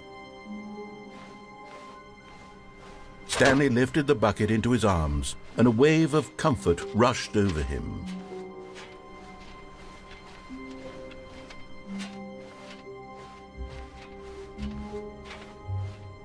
Stanley clutched the bucket tightly to his chest and entered the door on his left.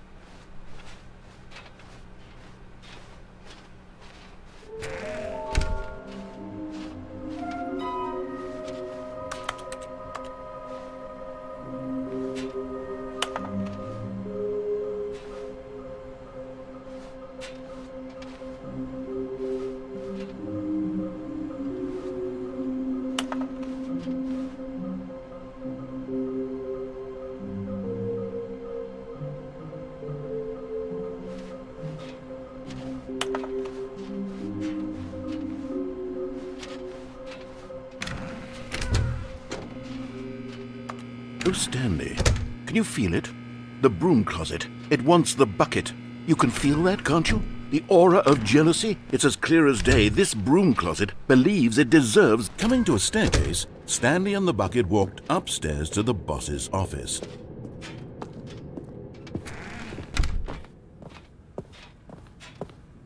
Stepping into his manager's office, Stanley was once again stunned to discover not an indication of any human life.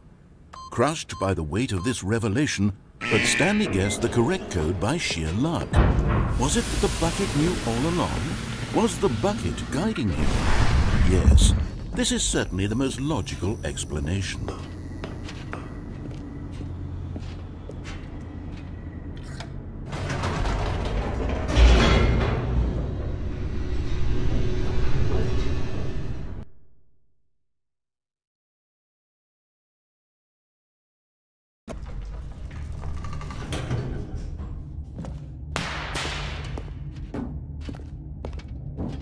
Stanley and the bucket walked straight ahead through the large door that read, Mind Control Facility.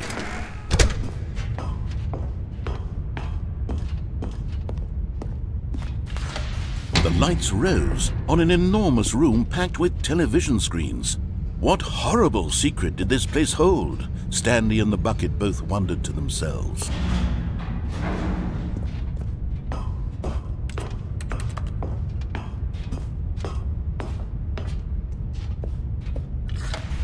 The monitors jumped to life, and Stanley nearly dropped the bucket in shock.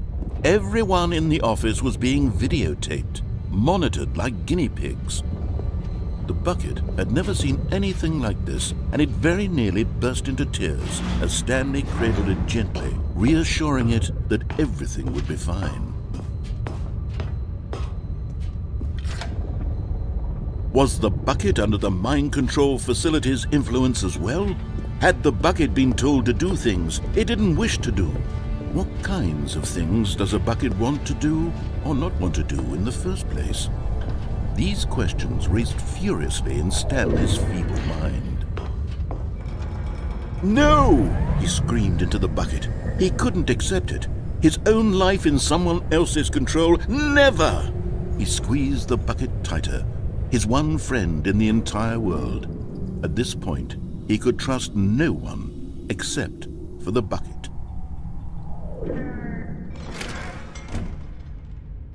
But here was the proof. The heart of the operation. Controls labeled with emotions, happy or sad or content. Walking, eating, working, all of it monitored and commanded from this very place. And as the cold reality of his past began to sink in, Stanley decided that this machinery would never... But at the last second, the bucket jumped in and pressed the button to turn on the controls. Stanley gasped in horror. Had this been the bucket's plan all along? To take over the machine and claim the power for itself? How could the bucket have betrayed him like this? Stanley was prepared to throw the bucket away in disgust when suddenly an image appeared upon the enormous screen. Birds. Silly, silly birds. The control buttons became active again.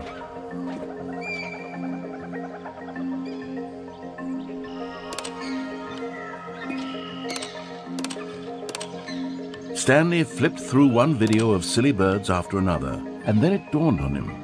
This wasn't a mind control facility at all.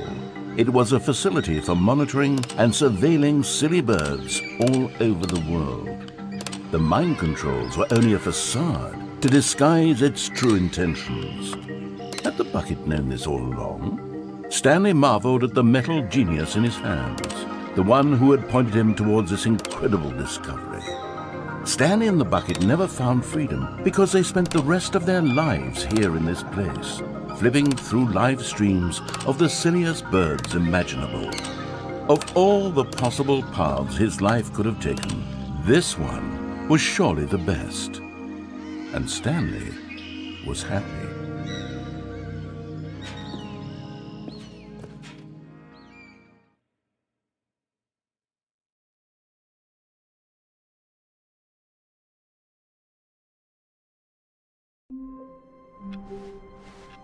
All of his co-workers were gone. What could it mean? Stanley decided to go to the meeting room. Perhaps the confusion and the chaos all seemed to melt away as Stanley embraced the bucket.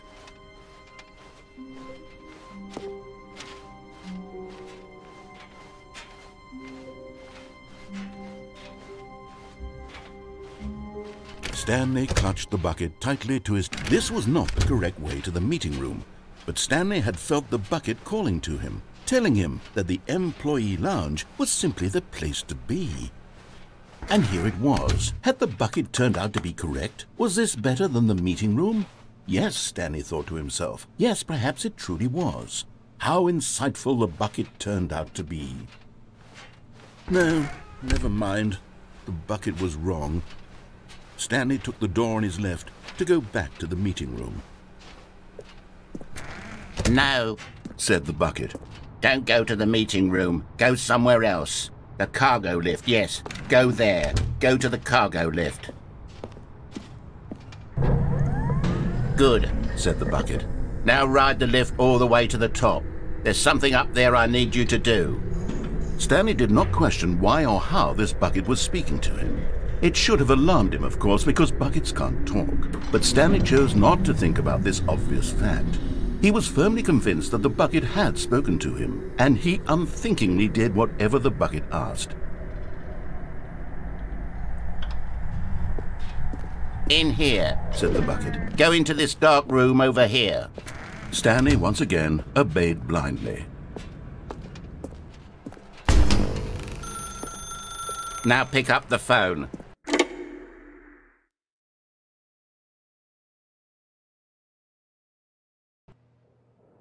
This is the sad story of a man named Stanley and his bucket. Once upon a time, I gave Stanley a bucket because I thought he was lonely and could use a friend. And then, very distressingly, he began to believe the bucket could speak to him.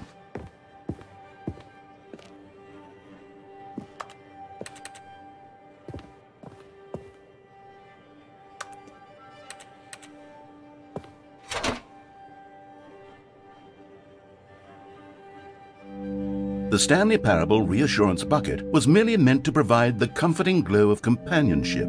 It doesn't literally talk and give you orders. Whatever Stanley is hearing the bucket say to him is just in his head.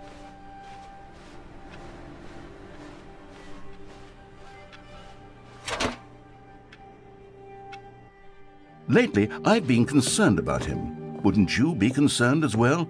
To see him delusional like this, obsessing over an inanimate metal object? I want to say something to him, but I don't know how I can convince him. I don't know if he'll listen to me.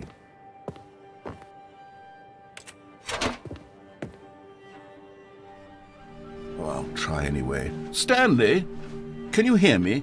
Listen to me. It's just a bucket. It can't think, it can't talk.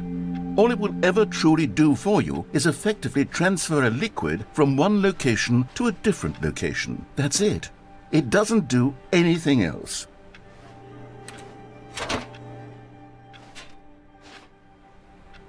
You see, he's not listening. He's still taking orders from the bucket. You know, once upon a time it was me he took orders from, me he trusted and listened to. Now all he cares about is his awful bucket, this stupid hunk of metal. It's sad, but I suppose he doesn't need me anymore.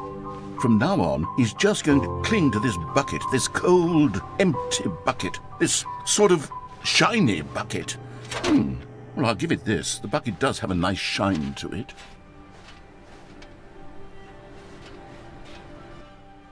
Yes, I suppose on closer inspection that it doesn't quite look like your average hardware store bucket. It's just a little more, what am I trying to say?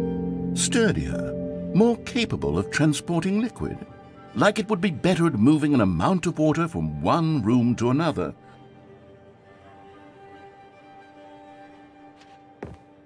Oh my God, what am I saying? Better at carrying water from room to room. It's a bucket. It's literally just a bucket. Why do I feel some need to point out the ways in which it's so much more than just a regular bucket?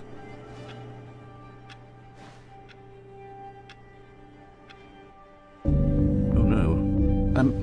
I'm having feelings for the bucket. No, no, no, no, no, no, no, no. What's going on? Why do I want to be with the bucket?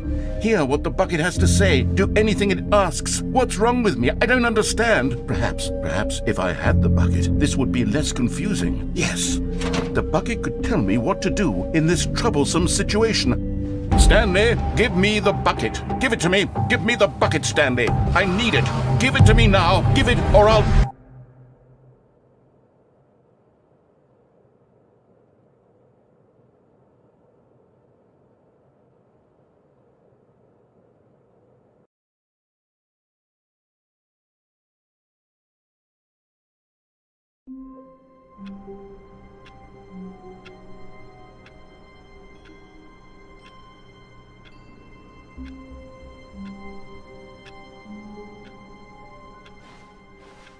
All of his co-workers were gone. What could it mean? Stanley decided to go to the meeting room. Perhaps he had simply... Warmth spread through Stanley's arms. With the bucket in his arms again, he was home.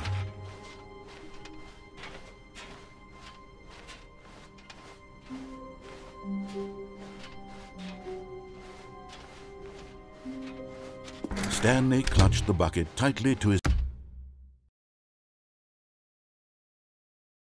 chest. This was not the correct way to the meeting room, but Stanley had felt the bucket calling to him, telling him that the employee lounge was simply the place to be.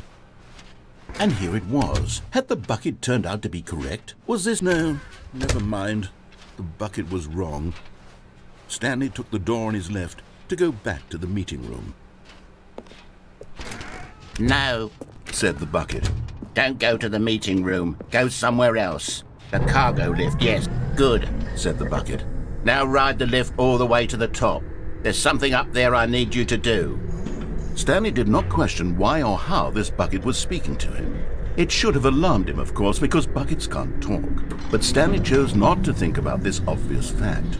He was firmly convinced that the bucket had spoken to him, and he unthinkingly did whatever the bucket asked. In here, said the bucket. Go into this dark room over here.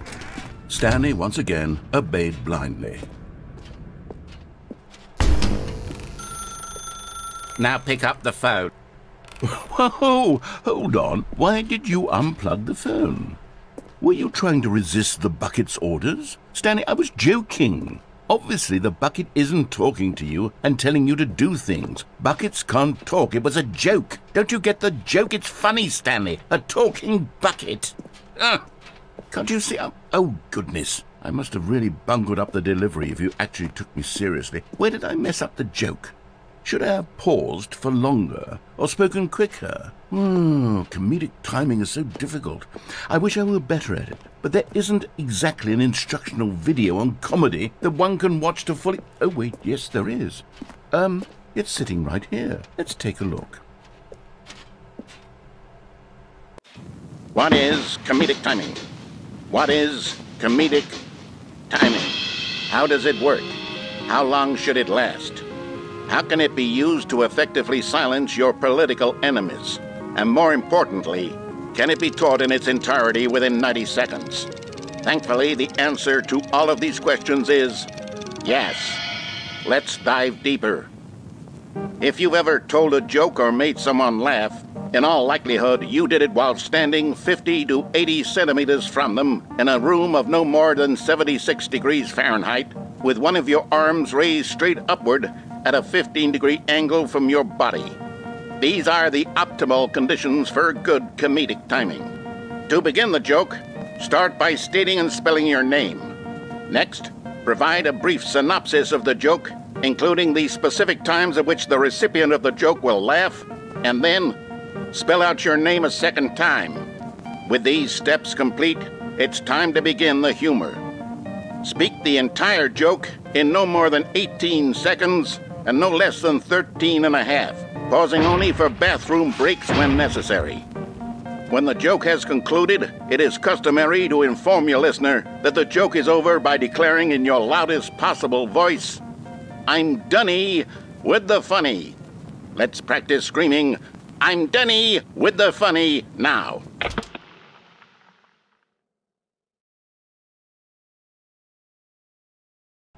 Good. This saying is a perfect example of expectations management, which is the cornerstone of good comedy. Finally, it's time to hand out surveys. Collecting hard data from your audience on how rapt they were throughout the joke is the only way to grow or learn as a comedian.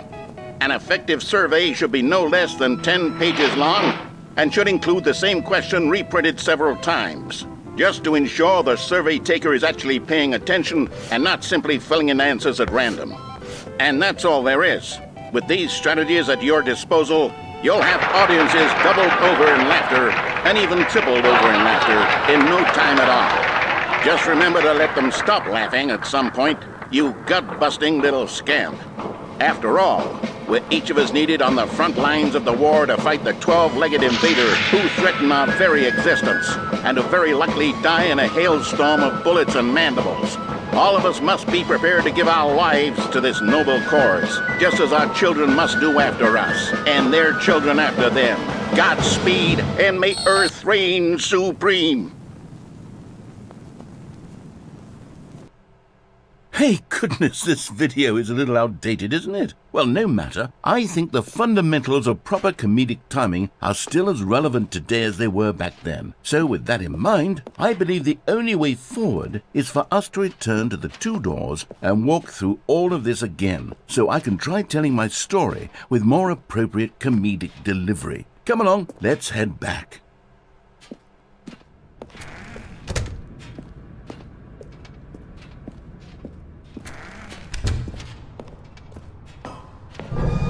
I can feel it. This time, I'm really going to nail the delivery. You'll be in stitches. A talking bucket, you'll say? How ridiculous. How absurd. What a hilarious concept. The king of comedy. That's what you'll call me. Thank goodness we had the instructional video. Otherwise, who knows where we'd be right now. Well, I wouldn't be the king of comedy, that's for sure. The bucket spoke to Stanley. The bucket spoke. The bucket spoke. Oh, I'll figure it out on the fly. No need to overthink things.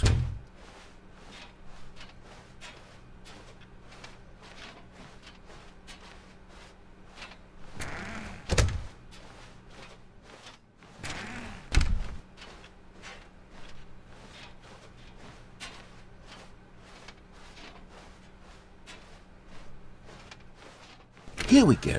You ready? When Stanley and the bucket came to a set of two open doors, they entered the door on the left. No. You were supposed to go through the door on the right, leading back to the phone. Did you not even look at the instructional video? I think this is all covered very clearly. There's no way I can make the comedic timing work now. It's done. The joke is completely done and over. It's all your fault, Stanley. I'm going to be ridiculed in the community of other joke writers. I'm going to be shamed at every one of our meetings from now on, all because you couldn't watch a simple video and take a hint. Are you proud of yourself for bringing me down, Stanley? Are you proud? Here we go. You ready? When Stanley and the bucket came to a set of two open doors, they entered the door on the left.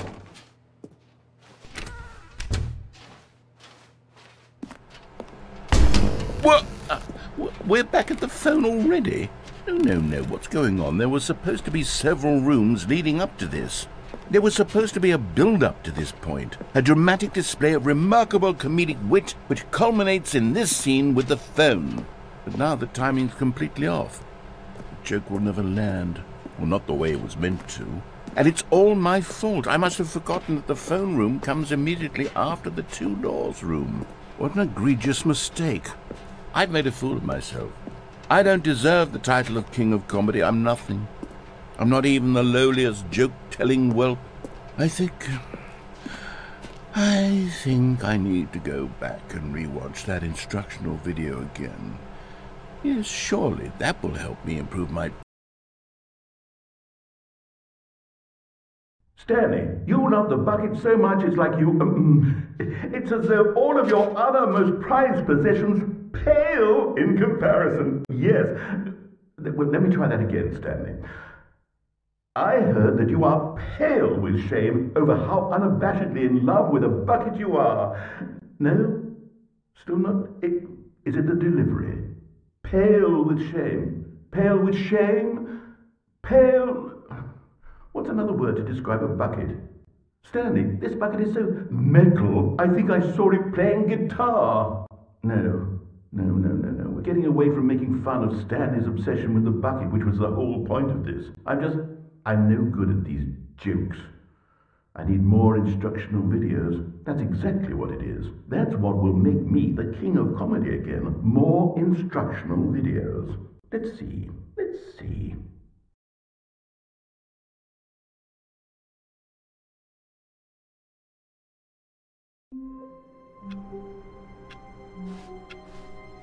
All of his co-workers were gone. What could it mean? Stanley decided to go to the meeting room. Perhaps he had simply missed a memo. Stanley picked up the bucket and smiled. He'd never be alone again, not truly alone, not with the bucket around.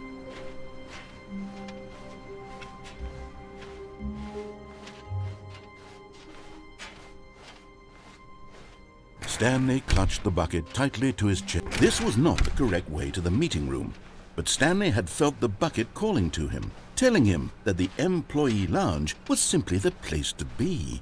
And here it was. Had the bucket turned out to be correct? Was this... No, never mind. The bucket was wrong. Stanley took the door on his left to go back to the meeting room. No, Said the bucket. don't go to the meeting room. Go somewhere else. The cargo lift, yes. Good. Said the bucket. Now ride the lift all the way to the top. There's something up there I need you to do. Stanley did not question why or how this bucket was speaking to him. It should have alarmed him, of course, because buckets can't talk. But Stanley chose not to think about this obvious fact. He was firmly convinced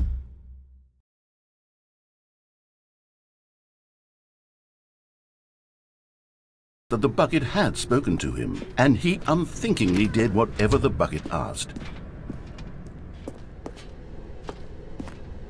No, stop! Look there on the wall, you see? There's a sign right there. It says, "No buckets past this point." Stanley, how could you think it was okay to bring the bucket here? Unless... what if the problem is that you actually don't know what is a bucket and what isn't a bucket? I suppose that would explain a lot about your behavior up to this point. Which, if that's true, well, my goodness, I think we have to do something about it. This misunderstanding could have dire consequences on the entire rest of the game if not addressed quickly and properly.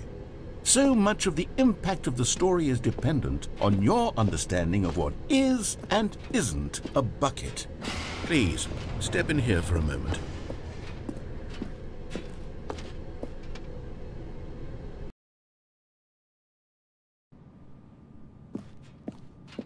Now then, I'm going to run you through some test scenarios, and you'll tell me whether or not the thing I'm showing you is a bucket. Simple enough, right? This should tell us everything we'll ever need to know about what is or is not a bucket. Okay, let's begin. Item 1. Is this a bucket? Incorrect. It is a hologram of a bucket, not an actual bucket.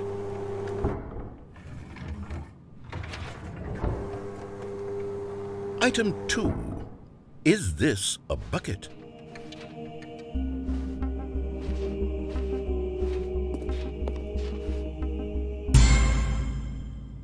Incorrect. It is a 3D printed recreation of a bucket, not an actual bucket.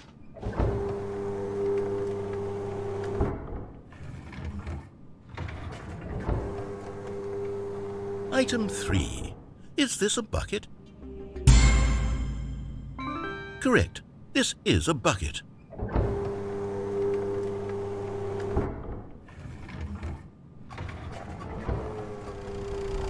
Item 4. Is this a bucket? What? Are you hallucinating? This is a tractor. It's an enormous machine that tills the earth. I thought this was a gimmick. How on earth did you manage to screw it up? Absolutely incredible. Let's just move on to the next one.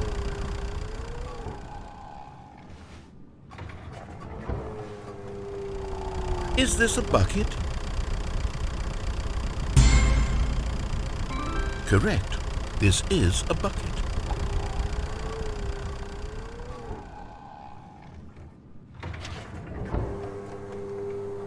Item 6. Is this a bucket? Trick question. Both. Gotcha.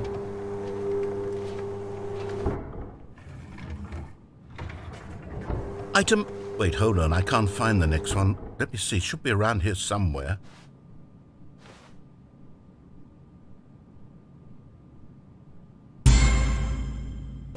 Okay, you and I both know there isn't anything here. And I don't appreciate the implication that nothing is a bucket when we both clearly know that a bucket is something, and therefore nothing could possibly be something. Unless, in your twisted mind, have you somehow convinced yourself that a bucket is nothing? Answer me straight, Stanley. Do you believe that nothing is a bucket?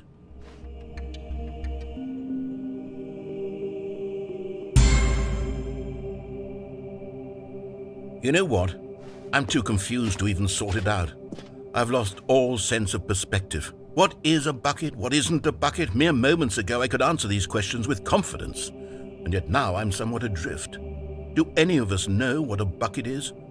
Am I a bucket? Stanley, I can't keep doing this. I'm losing myself, and myself was all I ever had to begin with. I'm afraid the bucket is threatening to tear our relationship apart. I can't have that. I'm sorry, but I'm going to erase all buckets from the game entirely. Okay, here we go.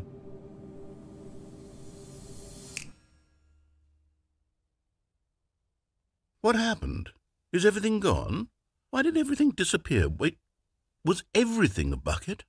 Every single thing in the game was a bucket. Oh my God, I had no idea. How could... except me. I'm not a bucket after all. And you, Stanley, you're still here. You're not a bucket either. Oh, this is wonderful news. We're not buckets. Yes, I actually feel much more at ease right now. It's delightful to get some clarity on that issue. But it doesn't change the fact that we haven't got a game. So, tell you what, I'll reset everything and we'll put back all of the buckets, okay? And we'll know that it's all a bucket. But if you run into anyone else, maybe don't mention that. Who knows what that information might do to a person? All right, here we go.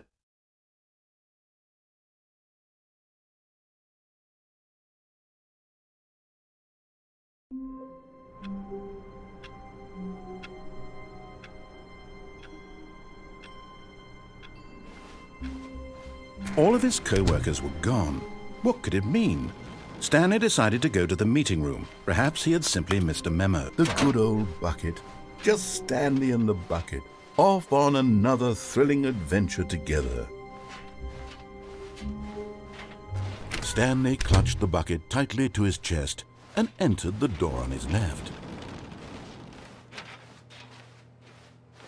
This was not the correct way to the meeting room, but Stanley had felt the bucket calling to him, telling him that the employee lounge was simply the place to be. And here it was. Had the bucket turned out to be correct? Was this... No, never mind. The bucket was wrong. Stanley took the door on his left to go back, and so the two of them detoured through the maintenance section and walked straight ahead to the opposite door.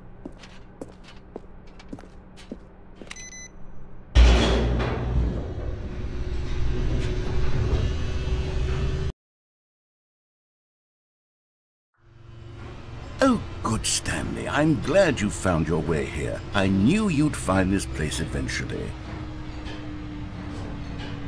You see, your friends and I are concerned for you, Stanley. We've come together here because we care about you very much. It's this bucket you're carrying around everywhere. The bucket isn't even from the original Stanley Parable. It's just sequel content. We're the ones that matter, Stanley. Classic characters from the first game, like the Adventure Line and the Broom Closet. Because that's what fans want from a sequel. They want more of their favorite jokes, not this bucket that they've never seen before. Yes, I know I'm the one who gave you the bucket, but you're spending too much time with it. Don't you want another story involving the Adventure Line? We could make the Adventure Line go somewhere new. Yes, yes, that's what the fans want. Let's do it. Whee! Look at that wacky line. Who knows where it'll go off to next? Oh, and it played some silly music as well.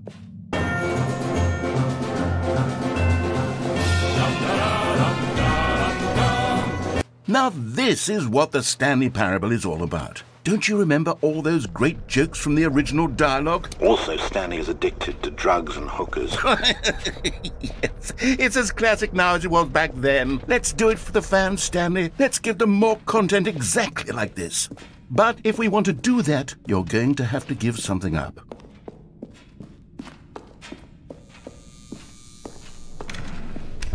Don't you get it, Stanley?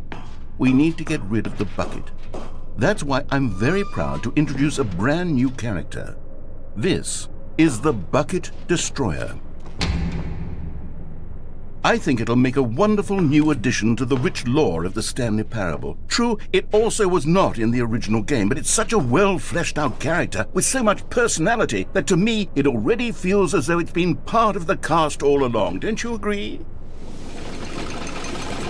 Can you guess what the Bucket Destroyer does? Surely you don't need me to spell it out for you. Go ahead now, Stanley.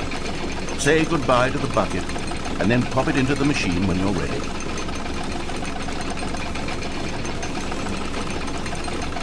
Now listen to me. It's crucial that you give it the bucket. I don't know what the Bucket Destroyer will do if it can't destroy your bucket. Destroying buckets is all it knows. That is its singular personality trait. Sure, I can hear you saying, how does a character with only one personality trait deserve to join the pantheon of beloved Stanley Parable characters? Well, you see, if you were to really explore the Bucket Destroyer, you would see that its desire to crush buckets is so densely loaded with complexity and nuance that it's really like 10 personality traits. What other object in this game can you even say that about? The broom closet? Certainly not. I wonder what sort of Bucket Destroyer merchandise the fans will be clamoring for after this. Okay, the Bucket Destroyer is getting very upset now. You'll have to hurry and feed it. We can't get back to the classic Stanley Parable characters like the Adventure Line or the Bucket Destroyer until you crush that damn bucket. Quickly now, the fans are waiting. Do it, the fans, Stanley. Give the fans what they want. Hurry and...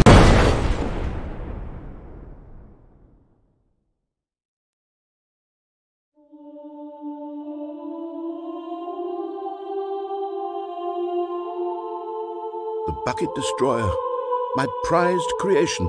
You had so much potential. We were going to do such marvelous things with you, tell such spellbinding stories about you. All of it squandered now. Goodbye, new friend.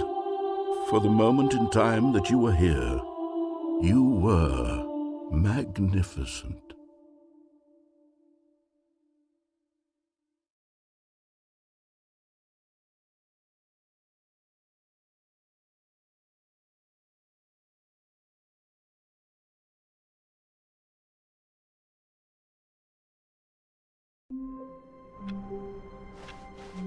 All of his co-workers were gone. What could it mean? Stanley decided to go to the meeting room. Perhaps he had simply missed a memo.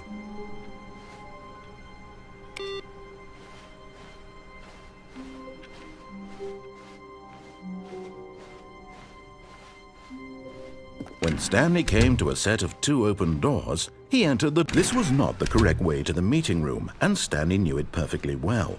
Perhaps he wanted to stop by the employee lounge first, just to admire it. It was okay. But eager to get back to business, Stanley took the first open door on his left.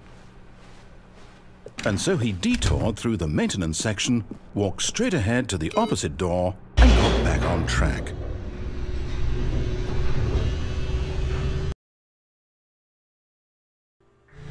But Stanley didn't want to go back to the office. He wanted to wander about and get even further off track. So now in order to get back, he needed to go,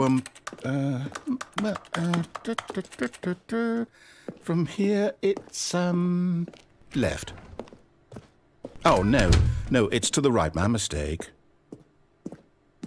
No, not the right. Why would I have ever said it was to the...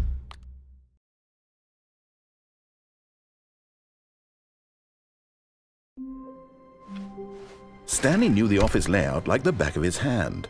It was only a matter of time before he found the others, wherever they were. "Where are we going today?" the bucket asked. Stanley just smiled. Anywhere they went together would be perfectly fine with him. Stanley clutched the bucket tightly to his chest and entered the door on his left.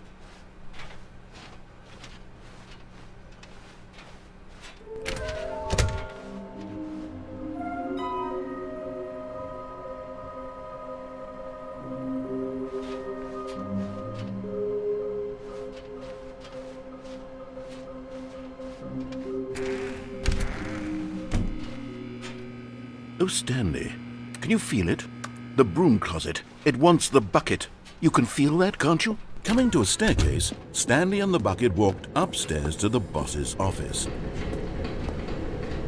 but Stanley just couldn't do it. He considered the possibility of facing his boss, admitting he had left his post during work hours. He might be fined for that. And in such a competitive economy, why had he taken that risk? All because he believed everyone had vanished? His boss would think he was crazy. And then something occurred to Stanley. Maybe, he thought to himself, maybe I am crazy. He looked down at the bucket in his arms. Am I crazy? He asked the bucket. The bucket returned his gaze, but said nothing at all. That's strange, Stanley thought. Usually the bucket is a source of guidance and wisdom for me in difficult times such as these. He held the bucket close, yet felt none of its familiar reassurance and comfort. And that's when Stanley realized, this isn't my bucket. It's just a normal, everyday bucket. Someone else's bucket, perhaps. How did I end up with someone else's bucket? This is all terribly wrong. Surely no good would come from this. Who knows what sorts of bizarre hallucinations Stanley might experience without the psychologically grounding presence of his bucket. And indeed, now he noticed that the rooms were repeating, which was, of course, very odd. And now he felt himself floating off the ground. Oh, gracious, he exclaimed. Without my bucket, I've gone truly mad. Where is it? I must find it. Far off in the distance now, he heard it, calling to him. Stanley! Stanley, it's me, the bucket. Could it truly be? He rushed forward from room to room, passing by one bucket after the next. None of them were his. None of them were his special bucket. Come to me, Stanley. Find me. He had to find the bucket. He had to return to his old friend. It was the only way to truly restore his sanity. And then suddenly, he froze dead in his tracks. He knew where the voice of the bucket had been coming from. The real bucket was inside of him all along. It was incredibly painful. Stanley doubled over in agony and blacked out.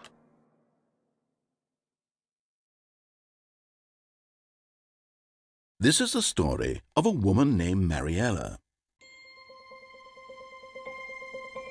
Mariella woke up on a day like any other.